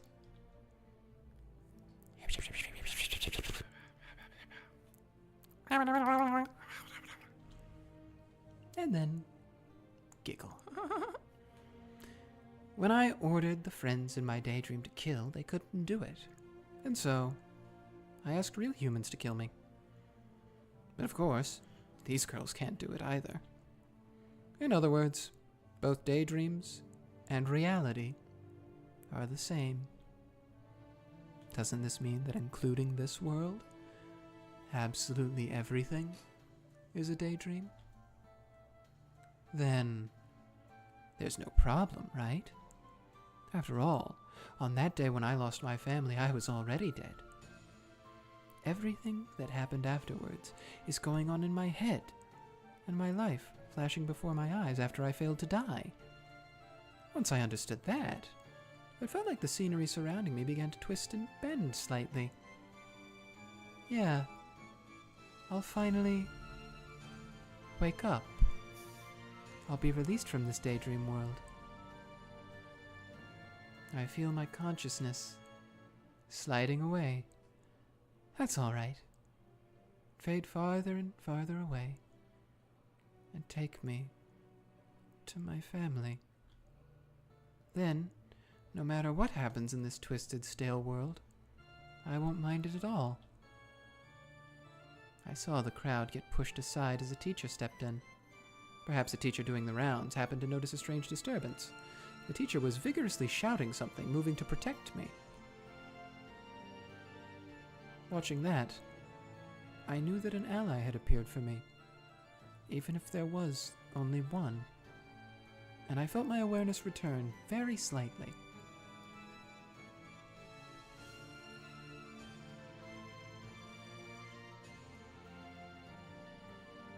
The only ones who can save me in the world of reality are real humans. Never again. Never again will I seek rescue from daydreams. This is the world of humans. Nothing can save a human except other humans.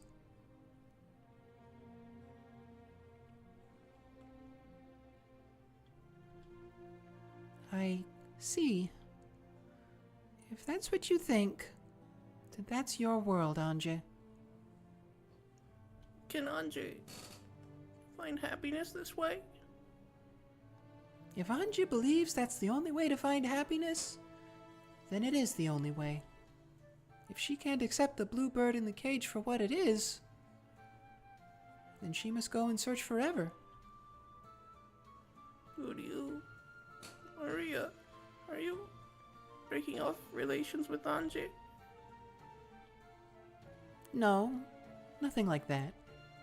I only did that because that's what Ange wanted. We witches are sometimes persecuted. However, we always remain by everyone's sides. And our aid can always be asked for. Will the day come when Ange will play with us once again? Maybe. Or she might forget, and it'll never come. In the human world, we call that growing up and saying goodbye to your childhood self. Still, if Ange just remembers, we'll always be by her side. And until then, we'll be waiting.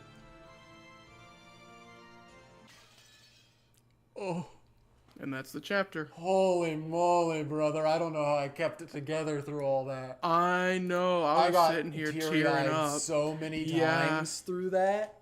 Yeah.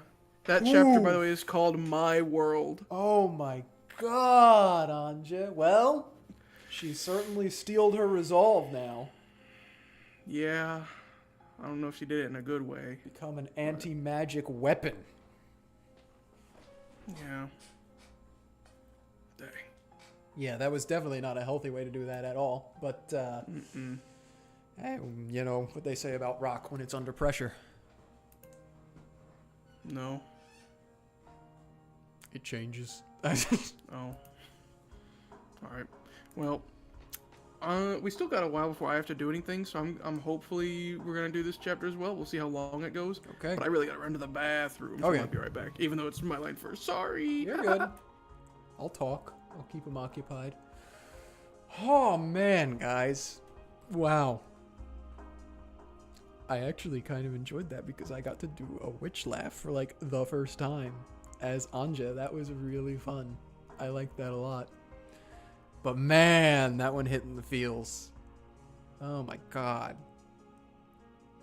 Yeah, no, she definitely... This is gearing up, obviously, for her to be the perfect tool, right, to help Battler, because all of these experiences she went through are gonna make her so capable to deny everything, because she's never going to rely on magic or daydreams, as she was calling it, ever again.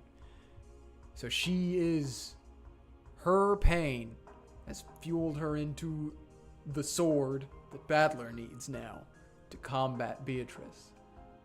So that'll be nice to see. Man, that was painful to get through. Gosh.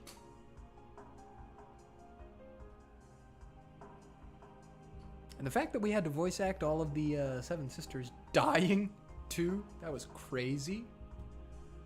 And so now I'm curious about 1998, because, like, I wonder, right? If she made amends before that or not.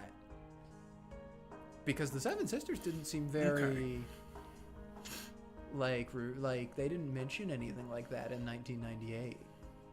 Like that occurring is the last thing that happened between them, so I wonder. I'm back. Welcome back.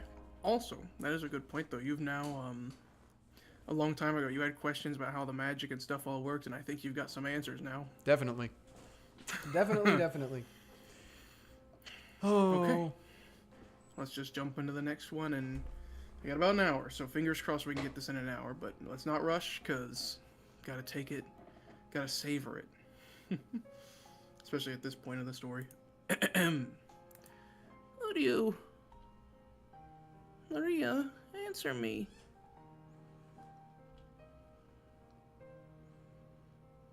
Who do you... So I really am a stuffed animal. I'm made of cloth and cotton. So there's no way I can talk. So I can't talk to Maria. Sakutaro looked up at Maria sadly. Maria's face was covered with tears, and it looked as though it had even lost all traces of sadness. I hear you, Sakutaro. You aren't a stuffed animal made of cloth and cotton. You are my friend. I hate Ange.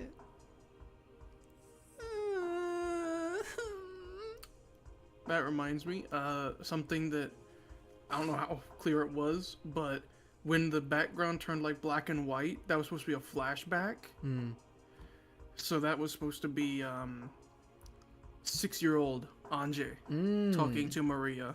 Okay. So that's why we're getting this now in this time, because this is obviously happening before the family conference here.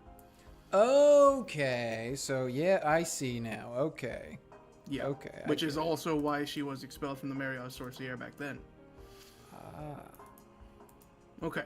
Who do you... Sorry, Maria. Sorry, Maria. Who do you... Sakutaro regretted doing that. By freezing her heart, Maria had finally been able to escape from her sadness. But by speaking up and calling her back, he'd caused her to be overwhelmed with sadness again. Sakutaro tried hugging Maria, letting go of her, and gazing at her uneasily, lost as to how he could bring Maria's spirits up. He might have looked a little humorous doing that. In the end, that was enough to distract Maria from her sadness. Sorry. Crying won't help anything anymore. You got in a fight with Ange, but you still have lots of friends, Maria. I'm not the only one. Everyone's here. Sasuke and Sakukichi, the animal band, and many, many more. I see Mr. Pig back there. Mr. Pig-kun. Maria looked at the many stuffed animals around her pillow, which were gathered together as though they were having an idle chat. Everyone is worried about you, Maria. They're all talking over and over about how to cheer you up, okay? Everyone won't go away? Like Ange? They won't. We'll always be together. Really? All of you are only with me at home. We can't go out together when Mom is around, and we can't go to school. You weren't supposed to take us to school, so you'll get in trouble if the teacher finds out. But if no one finds out, we can be together at any time. Sakutaro, you're big, so you'd be found. And you can take one of the kids they're small enough to walk around with. For example, what about them? If you take the friends in the forest band, look, they're small, so you can hide them in your pocket and go to school together. There's a lot of them in the band. I can't fit them all in my pocket. She collected all of the forest band pieces that were scattered across her bed. There were about as many of them as pieces in a chess set, so it'd probably be impossible to fit them all in her pocket. In that case, you could just take friends that you're especially close with. You can take the 4 rabbits, your best friends in the forest band. I could fit 4 in my pockets. Yeah. This way they won't be found. Now, you won't be alone even at school, Maria. Those kids will be with you even where I can't go. Yeah. Maybe I won't be lonely that way. Maybe I can hold out until coming home from school. As long as we aren't found by the teacher and Mama, we can be with you at any time. So let's be together, play together forever. We definitely won't leave you all alone, Maria. Who do you? Maria's expression finally regained a little of its brightness. That's right. In the beginning, Maria's world didn't have Ange in it. Even without Ange, it was fun with everyone. And yet, strangely enough, it suddenly became sad without Ange, who had come in at the end. All that's happened. All that's happened is that I've returned to the world right before Ange entered it. So there's nothing to be sad about. Yeah, I'm not lonely. Sakutaro and the others are with me. Who do you? I love you, Maria. I won't let any more humans come into my world. Mariage Sorcière is an alliance between me and Beatrice only. From the start, even Beatrice didn't want to let Ange join. It's all right this way. Ange was still too young. For now, until you can be friends with Ange again, I think it's okay to forget about it. You can play together once you've regained your high spirits, Maria. Until then, all of us will be by your side. Thank you. Sakutaro. Everyone.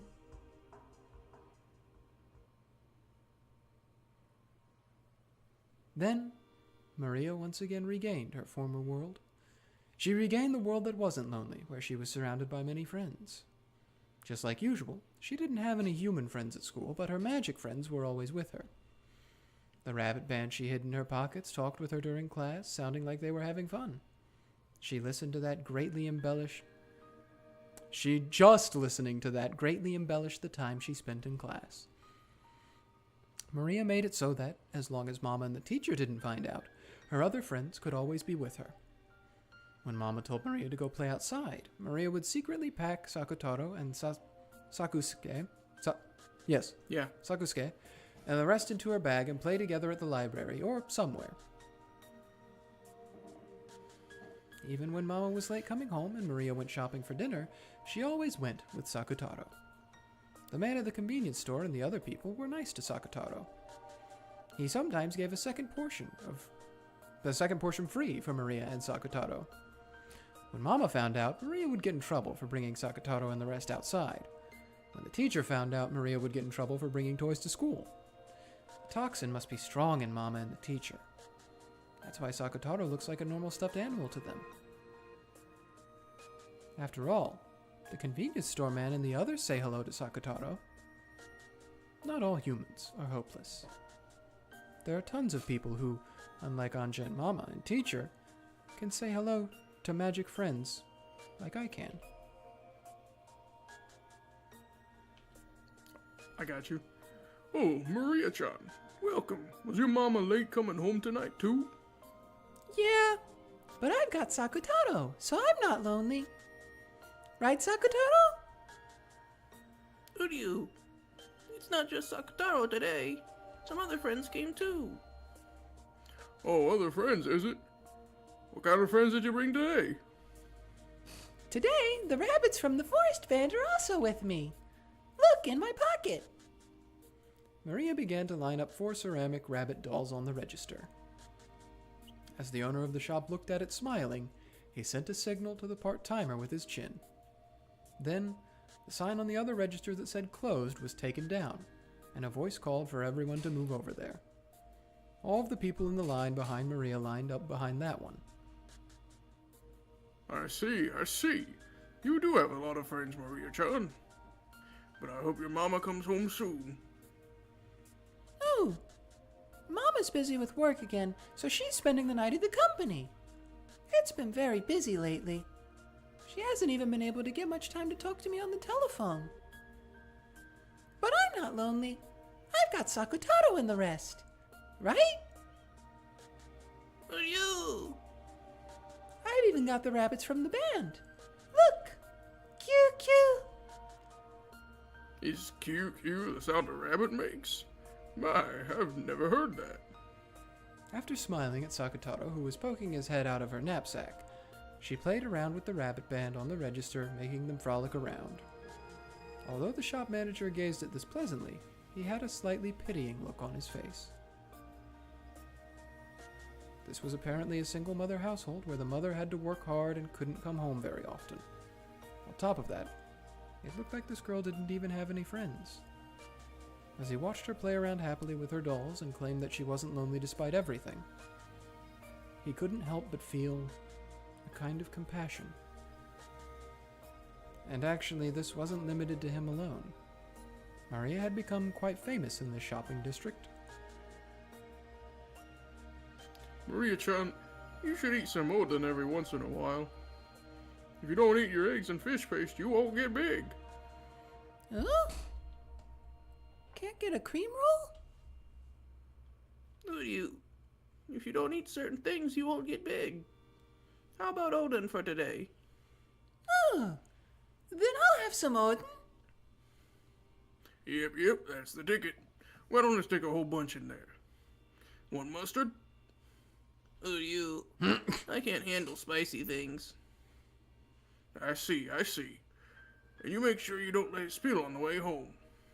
Well, it'll sure be delicious while it's hot. Oh, thank you. She had planned on getting some sweet pastries for dinner, but since Odin had been recommended to her, she would be having that tonight instead. Since letting someone else determine the menu makes for an unexpected and interesting meal. Very often, Maria had to decide what her dinner would be on her own, so it was easy for the menus to get a little one-sided. So it felt fun to have a meal she hadn't anticipated. Thanks for giving us extra, mister. Send my regards to your other friends at home. No stuffing yourself on your way back. Go straight home and eat it there. Oh, thanks, mister. Maria raised the bag with the Odin container high.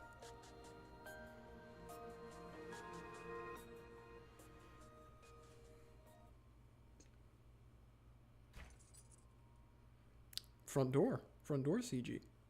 True. Huh? What is it, Maria? The key isn't in my pocket. Uh-oh. Standing in front of the door to her house, Maria searched all over her body.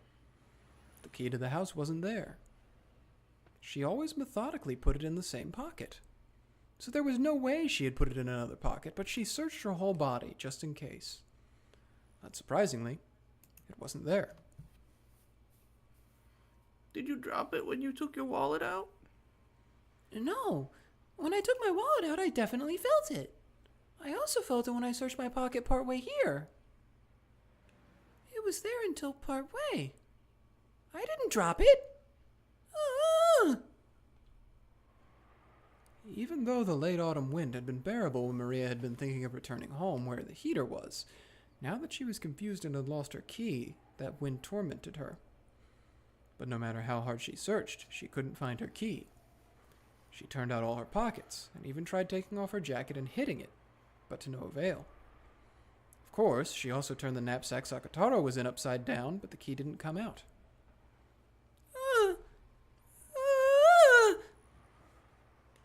Something that should have been there wasn't where it was supposed to be. Why isn't the key there when I didn't do anything wrong? Why isn't it? Why?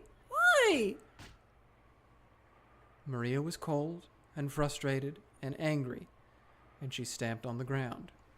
The bottom of her foot throbbed, but that didn't lessen her frustration.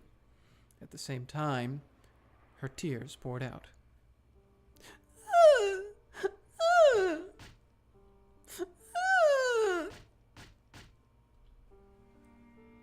It wasn't her fault.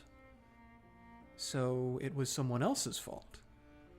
But Maria didn't know who that someone was, and could do nothing but continue to let out a moan of anger. I'm sure you dropped it part way. Let's look for it, okay? Let's return on the road we came by and search, okay? Even though I went to all the trouble of buying Odin and got eggs and stuff for free, I won't be able to eat it while it's hot.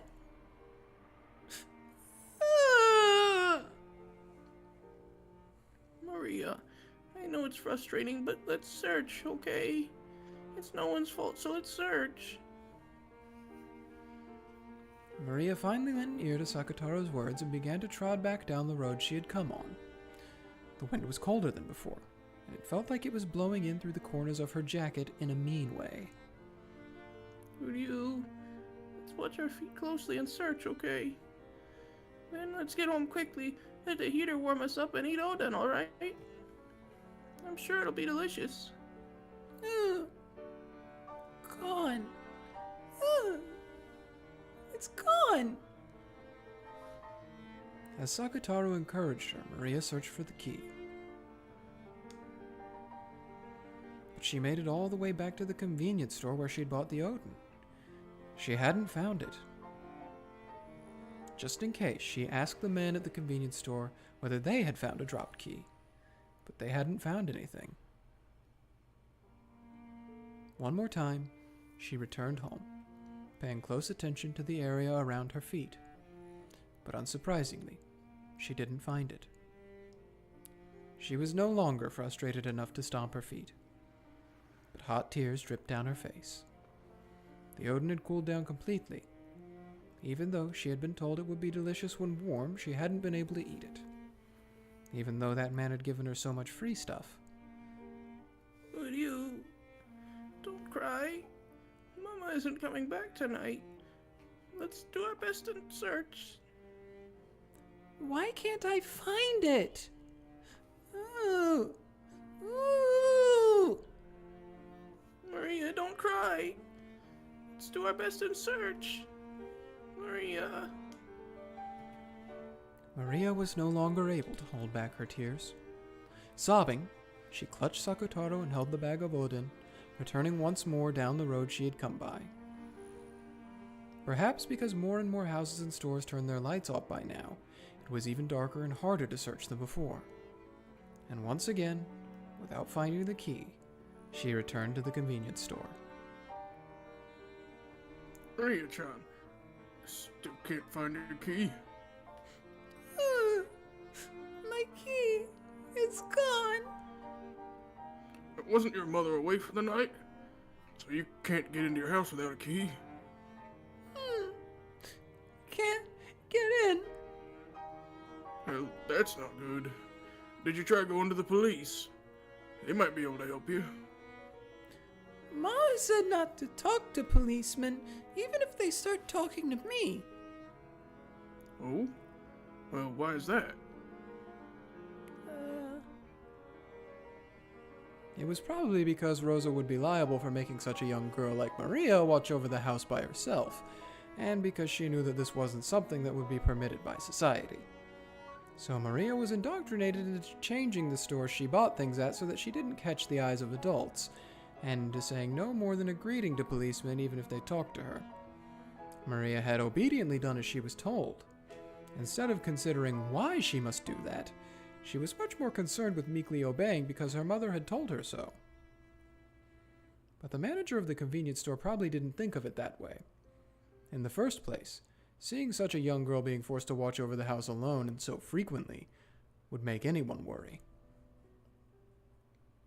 And then, after making the round trip between her home and the store once more and arriving at the convenience store for a third time, a policeman was there. It's that child.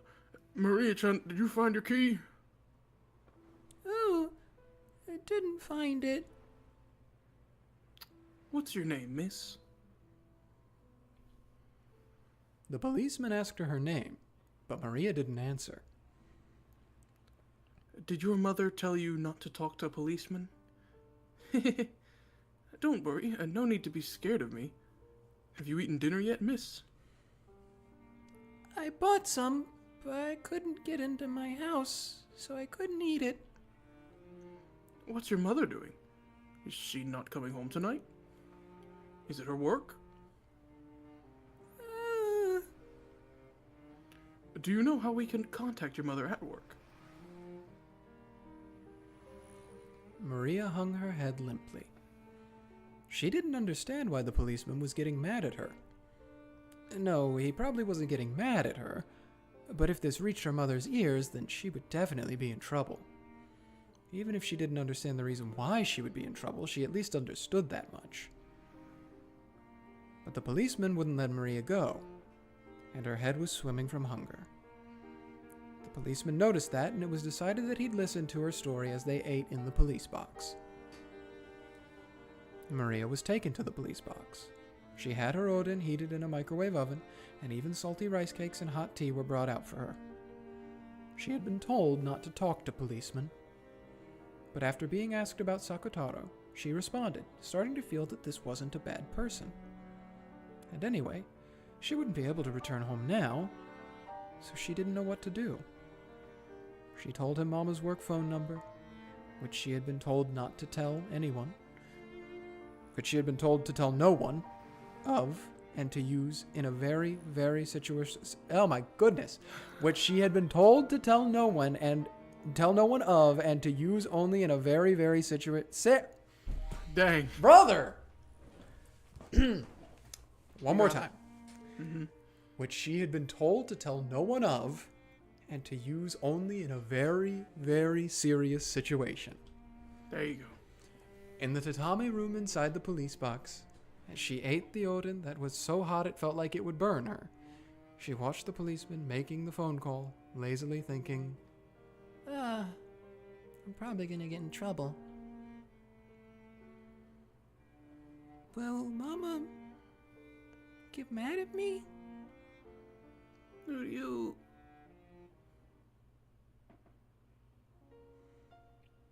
he must have been listening to the phone ringing for a very long time.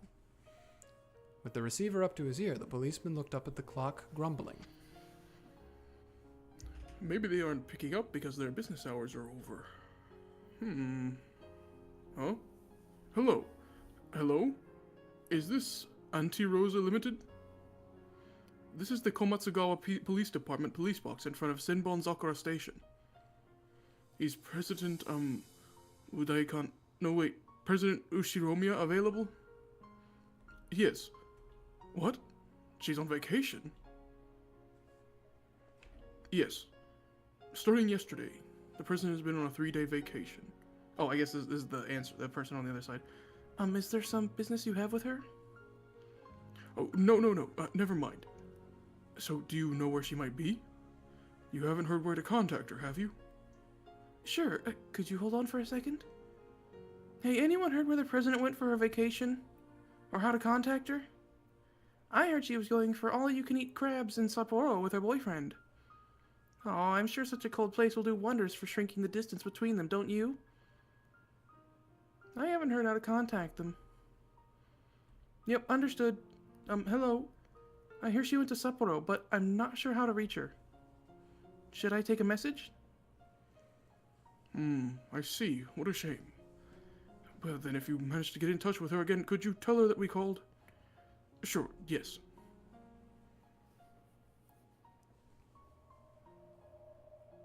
After that, I was taken to the police department, which was even bigger, and ended up spending the night there.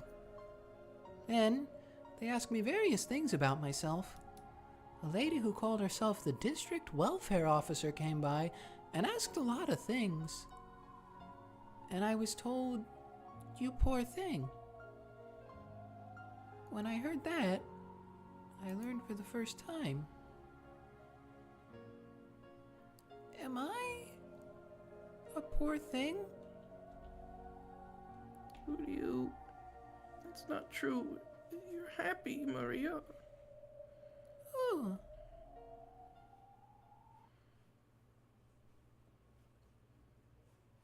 Bro. I don't know how much longer I could do this, bro. We have to try to get through this chapter. It's gonna be worse. We have to. Okay, give me 1 second. I'm gonna take a sip. Yeah, I gotta take a drink too. Good opportunity. If it makes you feel better, we're probably more than halfway through the chapter. I'm gonna cry myself to sleep tonight. I know. Then, Rosa came back. Maria was told to go to her room, but on her way back from the bathroom, she hid by the entrance of the living room and listened in on the exchange. The person who had come to visit was the female district welfare officer who had asked Maria various questions on that other day.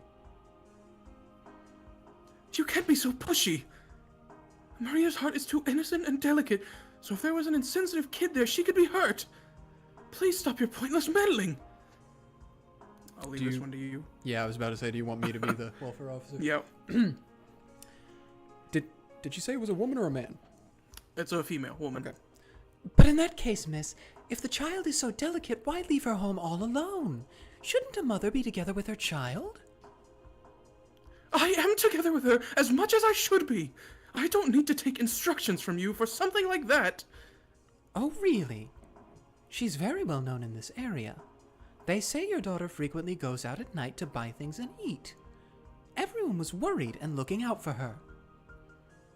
How do you know that was my child? There's got to be plenty of children around this town, right? Don't just suddenly decide that it's my Maria. Kids sometimes walk around outside at night, right? How can you prove that they were all my child? It's well known around the shopping center that a girl holding a lion stuffed animal often stops by to eat dinner and buy things. Everyone treated Maria-chan with care out of concern for her. Sometimes people even escorted her home, thinking the night roads might be dangerous, you see? You can find lion-stuffed animals anywhere. It was none of their business escorting her home. Are they thinking of kidnapping Maria? Don't bother her. Maria's my child. I am raising her. I have no intention of putting her in some strange institution. Stop your needless meddling. Who do you... Does that lion-stuffed animal mean me? It's okay. I'm the one in trouble. It has nothing to do with you, Sakutaro. Maria hugged Sakutaro, continuing to watch her mother fearfully. I also wish I could be with Maria every day. But I'm a single mother, so I have to work. I may not look it, but I'm a president of a company, and I bear responsibility for my employees' well-being. I'm busy with my work all year round, so there's no time for me to rest. Really? But you've been on vacation these last 3 days, haven't you? I have not been on vacation. I've stayed at my company all night working. There's a mountain of matters to be taken care of that the other unreliable employees can't handle. Why are you lying like that? Someone from your company said that you were taking a 3-day vacation, you see. You went to Hokkaido with your boyfriend, right? Leaving your daughter by herself for 3 whole days. I don't know anything about this boyfriend. I don't know anything about Hokkaido. Where are you getting this nonsense? Why? Do you have any proof? What the hell? Don't just start butting in on someone else's family matters. I love Maria. I have my own way of loving her, so just keep your mouth shut. I didn't go on a vacation. I was just working the whole time. I was trying to finish things up at work with all my strength because I wanted to see Maria as soon as I could. I stayed at the company the whole time.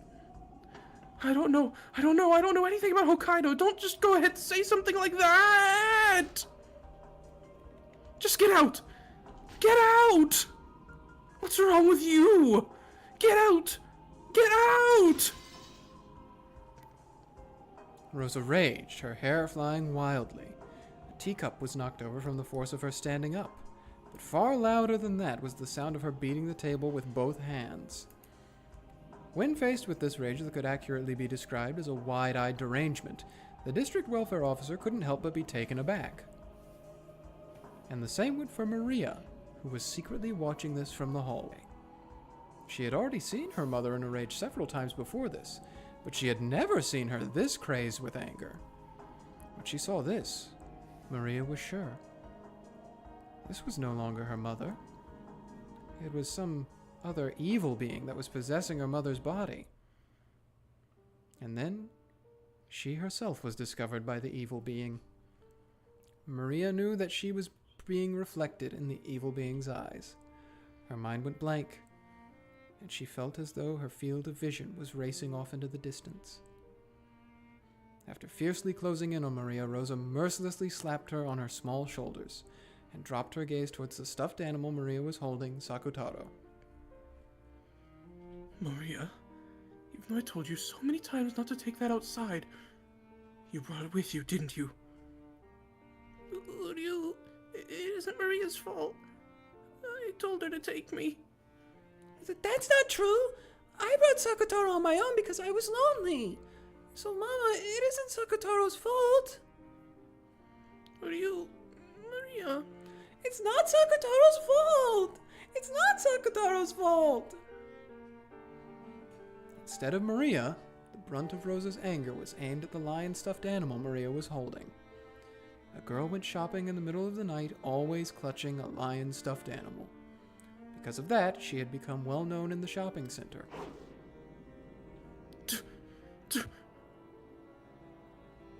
Didn't I tell you not to take stuffed animals with you? Why can't you listen to what Mama says? Why? Why can't you follow Mama's rules? With every single word, she stamped her heel and banged furiously on the wall. Of course, she didn't make direct contact with Maria. However, the violence of the harsh sound certainly beat against her. Miss, stop that! Let go! I said let go, damn it!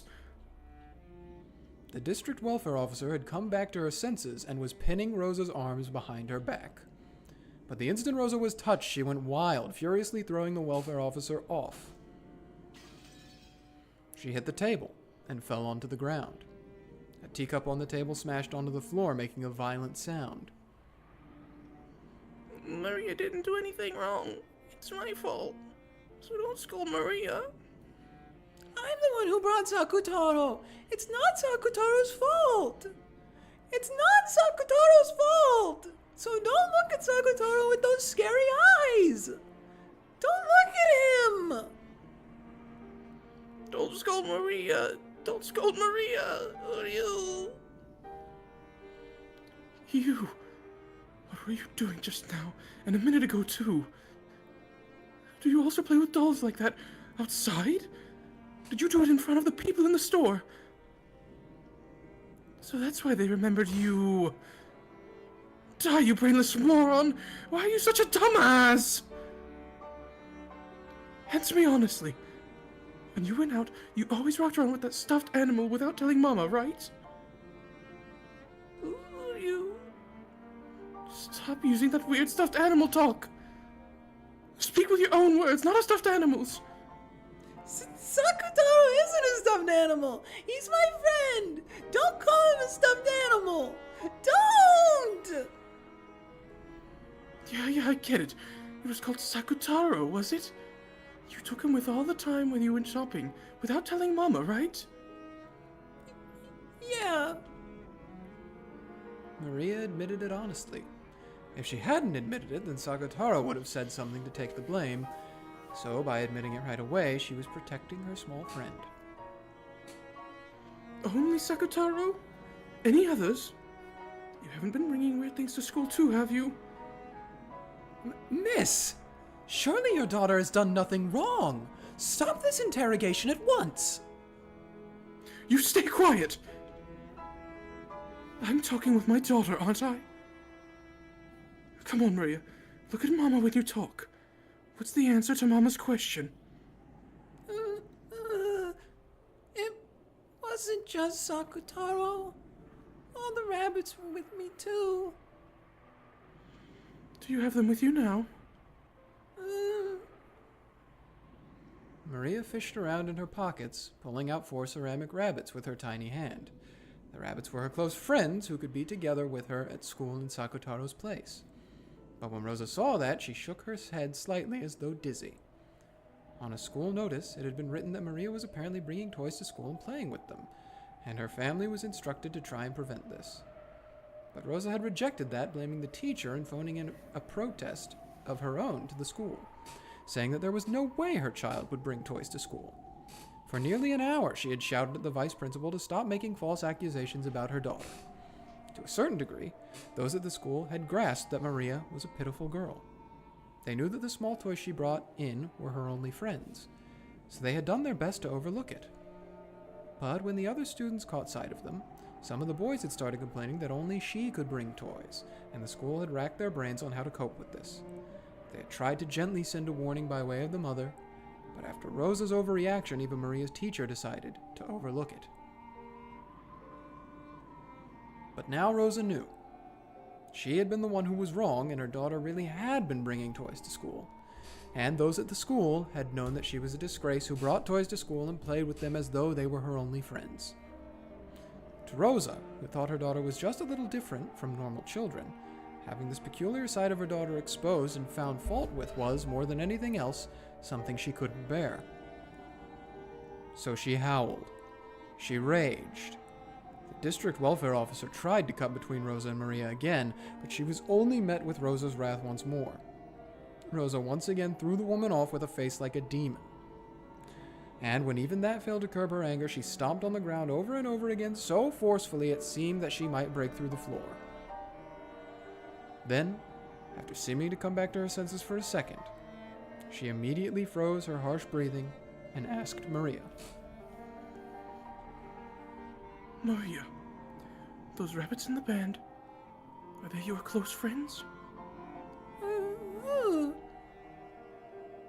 I see. Isn't it great that you have a full 4 friends? As she said that, Rosa grabbed one of the rabbits from Maria's hand, and then she shoved it in front of Maria's eyes so she could see it very well. The cute rabbit holding a trumpet was a small doll like a chess piece. She slowly lifted it into the air. Of course, Maria and Sakutaro's eyes also followed it. And then, with a speed that the eye couldn't follow, she smashed it against the wall.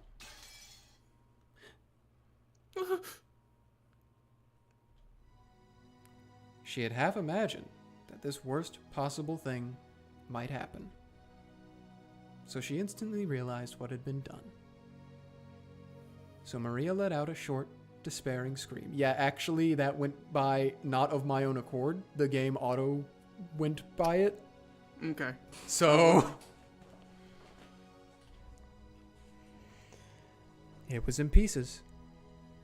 It had been small and sturdy, but that hadn't been enough to withstand her mother's fierce rage. Because you didn't listen to what Mama told you, I broke one of them. From now on, every time you disobey something Mama says, I'll break another one. Remember that. Miss, you think to call yourself a mother after doing something like that? You think you can do something like that and not hurt your daughter? Hurt Maria? I'm also hurting, right? Who's gonna take responsibility for my wounds? Well, who is? Didn't I tell you to shut up? Stop it, Mama! It's my fault! Don't get mad at this lady! It isn't Maria's fault, it's mine. Don't get mad at Maria. You. Didn't I tell you to stop playing with stuffed animals like that? In the first place, it's disgusting. You say a stuffed animal is your friend. Just how old are you? How old? Well, this is just a gross, crappy stuffed animal made of cloth and cotton, right? Is this the only kind of friend you have? If you have enough spare time to pretend this monstrous stuffed animal is your friend, go out and make some real human friends. Why can you never make any friends? That's why your class always treats you like a weirdo and makes fun of you. Give it a rest and get a hold of yourself already. Grow up from this stuffed animal play. You. Like I said, stop playing with the stuffed animal! Ah! Mama! Mama! Give it back! Give Sakutaro back! You.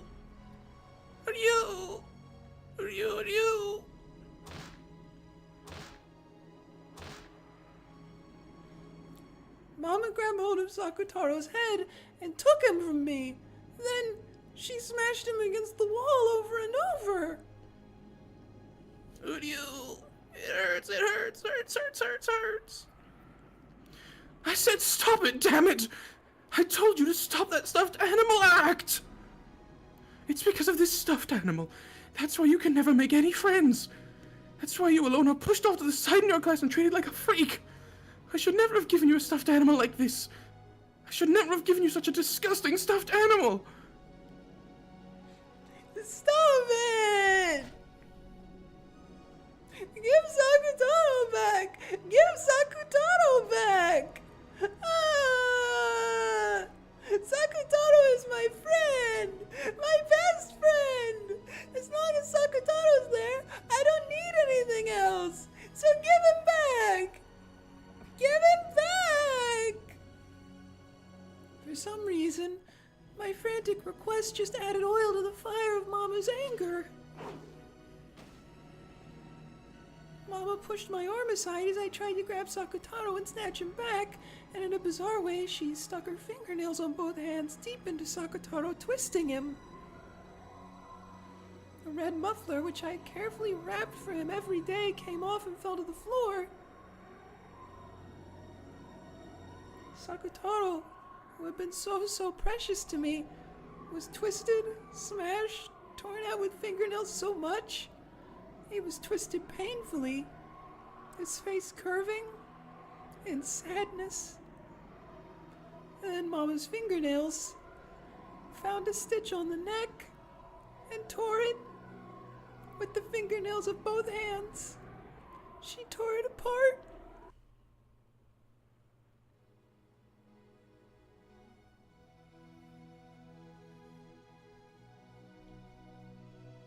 In that instant, Sakutaro's yellow cloth and the cotton inside burst apart. It looked almost like moist cotton candy.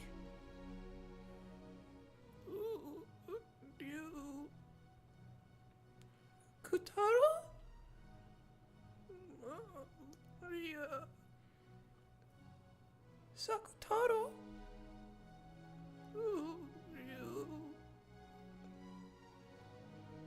Kutaro?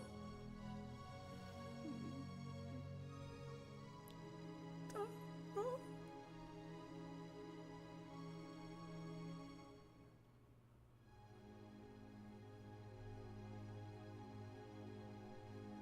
The crumpled yellow cloth and the cotton candy flowing out were thrust right in front of my eyes. Then, through Mama's face, the evil being stated it clearly. Sakutaro is dead.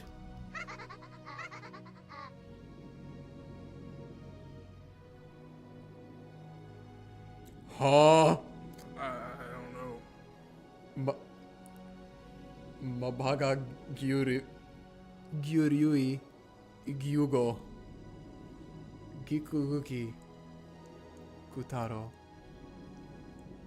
Sakuta Oh Gubijita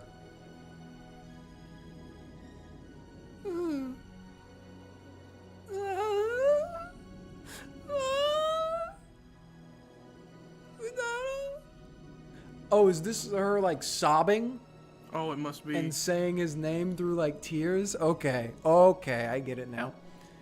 Sakutaro!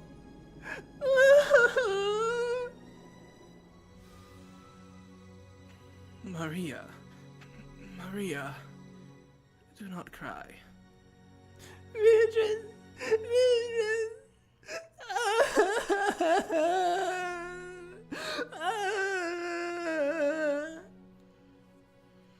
Sakutaro was a good friend.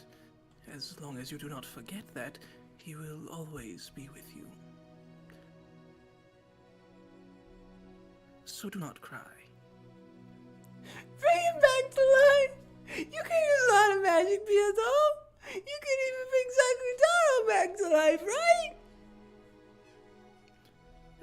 About that, of course, if Sakutaro had been my furniture, it would be easy. However, Sakutaro is your furniture. That makes it difficult for me. If you say that it's difficult, that means it isn't impossible, right? Bring him back to life! Bring him back to life with the endless magic! To tell the truth, Sakutaro's vessel was a stuffed animal Rosa made herself, correct? That Rosa had denied Sakutaro. A life that is not permitted by its own mother cannot exist. Beatrice's words were feeble, because she knew that no matter what the excuse, it wouldn't be enough to calm Maria and make her accept it. But she had to communicate the painful truth to her disciple and close friend. She had to tell her the fact that even with all of her own power, even she could not revive Sakutaro. As long as you continue to strongly believe in Sakutaro's existence, that soul will not disappear. So, Maria, please do not be sad. Even now, look, believe that Sakutaro is smiling right over there. No! No! No! No! No! You have to bring Sakutaro back to life! No, no, no!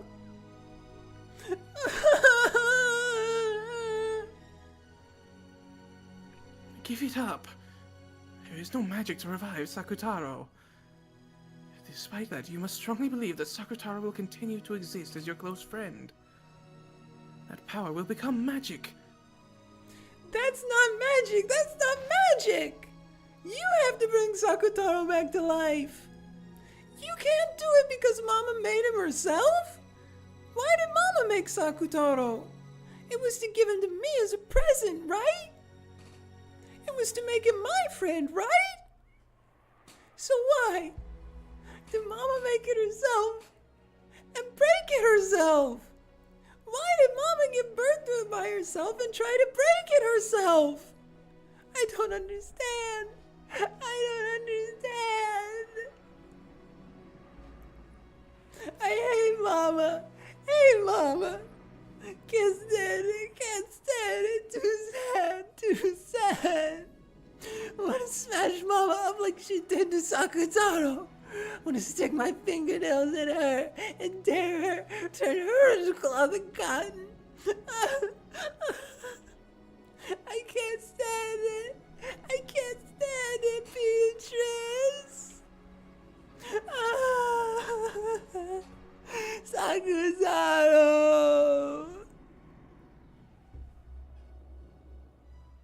From the darkness behind Maria's back, two massive jet-black arms crept out. Twisting around Maria, she sobbed in anger. Then, massive fingernails stuck into Maria's chest and stomach. Maria could not see that, but Beato could. Anger and sadness without any place to go will tear you apart. Beato knew that. She could see that. Yes. In the end, those massive arms were Maria's own. Those fingernails slowly started to eat into her chest and stomach. With their immense size and strength, those arms could probably tear Maria into bits easily. But Maria herself couldn't notice. Drowning in a sea of her own tears, she couldn't notice that her own arms were trying to tear apart her own chest. I can't stand it. Can't stand it. If Sakutaro can't be brought back to life no matter what, I want revenge. I want to make Mama meet the same end. I want her to meet the same end as Sakutaro. Beatrice, teach me magic for that. Teach me magic to beat Mama. Is that truly how you feel? Kill Mama! I'll kill her! No, that isn't Mama. It's the bad witch possessing Mama. I'll kill the witch, Mama.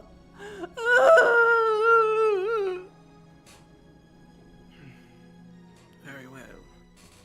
I shall give you that power. For tearing you and your beautiful heart apart. For giving you that pain. It is fitting that your heartless mother be torn apart considerably. I shall teach it to you. I shall teach you of the abyss in the world of witches, of the depths where no light reaches. Sakutaro! Sakutaro! Hate, I hate everyone. I hate Mama too. Ange too. I hate everyone. Everyone.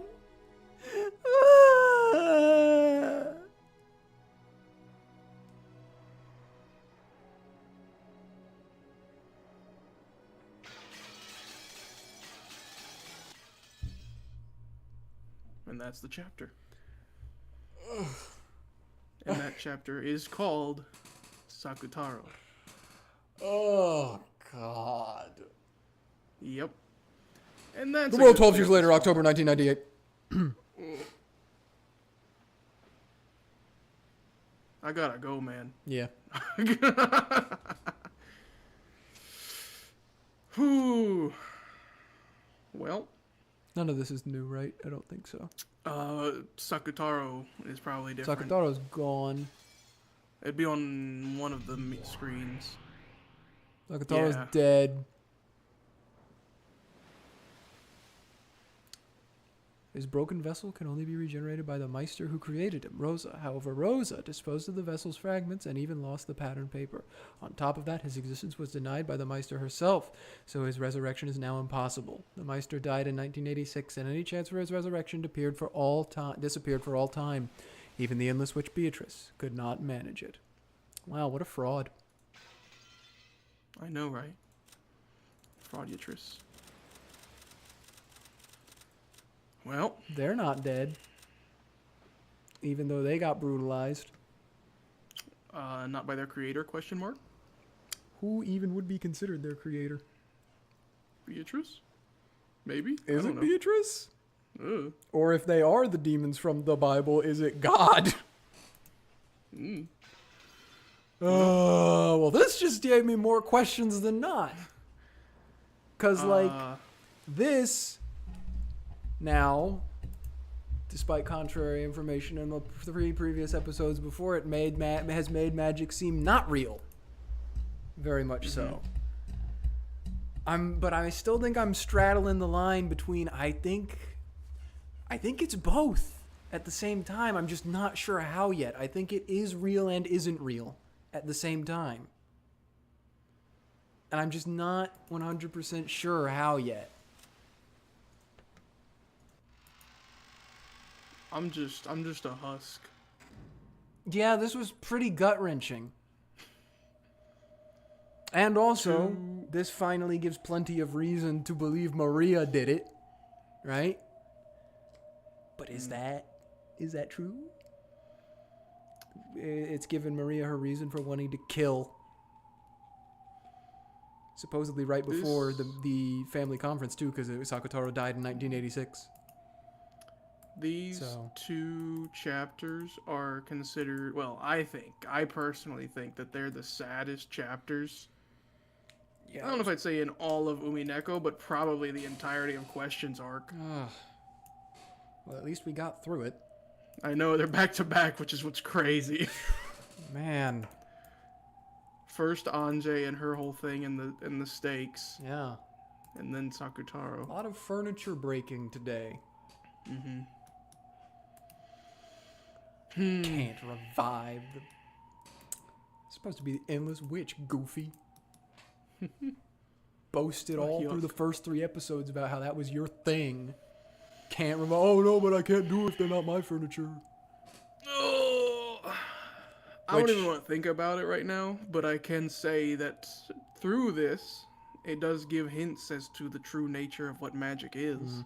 Well, I mean, with the whole Ange stuff, it already implied that everyone who's on the game board is Beatrice's furniture. Because she said she was a witch's furniture by becoming a piece on the game board. Which then makes a little bit more sense as to why she is able to do stuff like revive Shannon for George. If she said she can only do that for her furniture. If those 2 statements are both true, or, well, that event and that statement are both true. I don't know. I might be missing something, some piece of information there. Yeah. At the end of the day, it seems that the main thing surrounding magic is still, in fact, the power of belief. Even though it is very much a juxtaposition, I liken it to orcs from Warhammer 40k. The only difference is the anti-magic toxin. Yes, when people don't believe, that can counter it. But it seems that the power of belief can supposedly, I don't know after this chapter because it was very heavily implied that everything was just in both Maria and Ange's heads. But again, I'm also still leaning to the it's true, it's real and not real at the same time. But yeah, supposedly the more people believe in something, the more real it becomes. So. Well, on the bright side, we'll be back with more on Thursday. Yeah, we'll be back with more on Thursday. Hopefully not as sad. No, shouldn't be anyway. Gosh, can we just go back to the debating? Can we? You swear? Battler, I miss you. Oh. Battler, crazy? Beatrice, can we just go back? Can we have like a nice debate for 20 minutes at least to like scrub my heart clean, please? Isn't it crazy that Umineko manages to make you care more for devil steaks and a lion stuffed animal than the people that die endlessly? Because they can be brought back.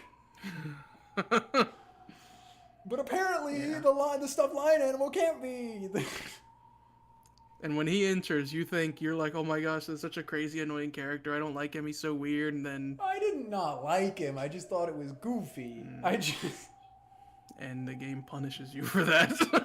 But then at the same time, like, I'm also taking things away from this, like, oh, is this just a whole metaphor for, like, growing up and losing your innocence? But at the same time, I don't want to do that. I don't want to reduce it to, it's all a metaphor, actually. I hate that. I don't like that. It makes me feel like, what was the point of the whole story if it was just a metaphor? But I do see inklings of that in there, where perhaps that theme is kind of being displayed at the same time. I don't know. Maria is still trying to learn magic, so... She is, but Ange heavily, I was feeling that from. Especially with her being like, magic's stupid. Why did I ever believe in that? That's dumb. Get over it. All right. Yeah. Well, you gotta go play make-believe now. Yeah, they're fighting a naked wizard in the woods. But is the naked wizard real? Does he exist? I've yet to determine that. Okay. Got it. All right. Well, goodbye to all of you. Yep. And we'll see you next time. Now, Umineko. Not Doom like Doom, D-O-O, but D-U-O. Because we're doing it twice. We're going to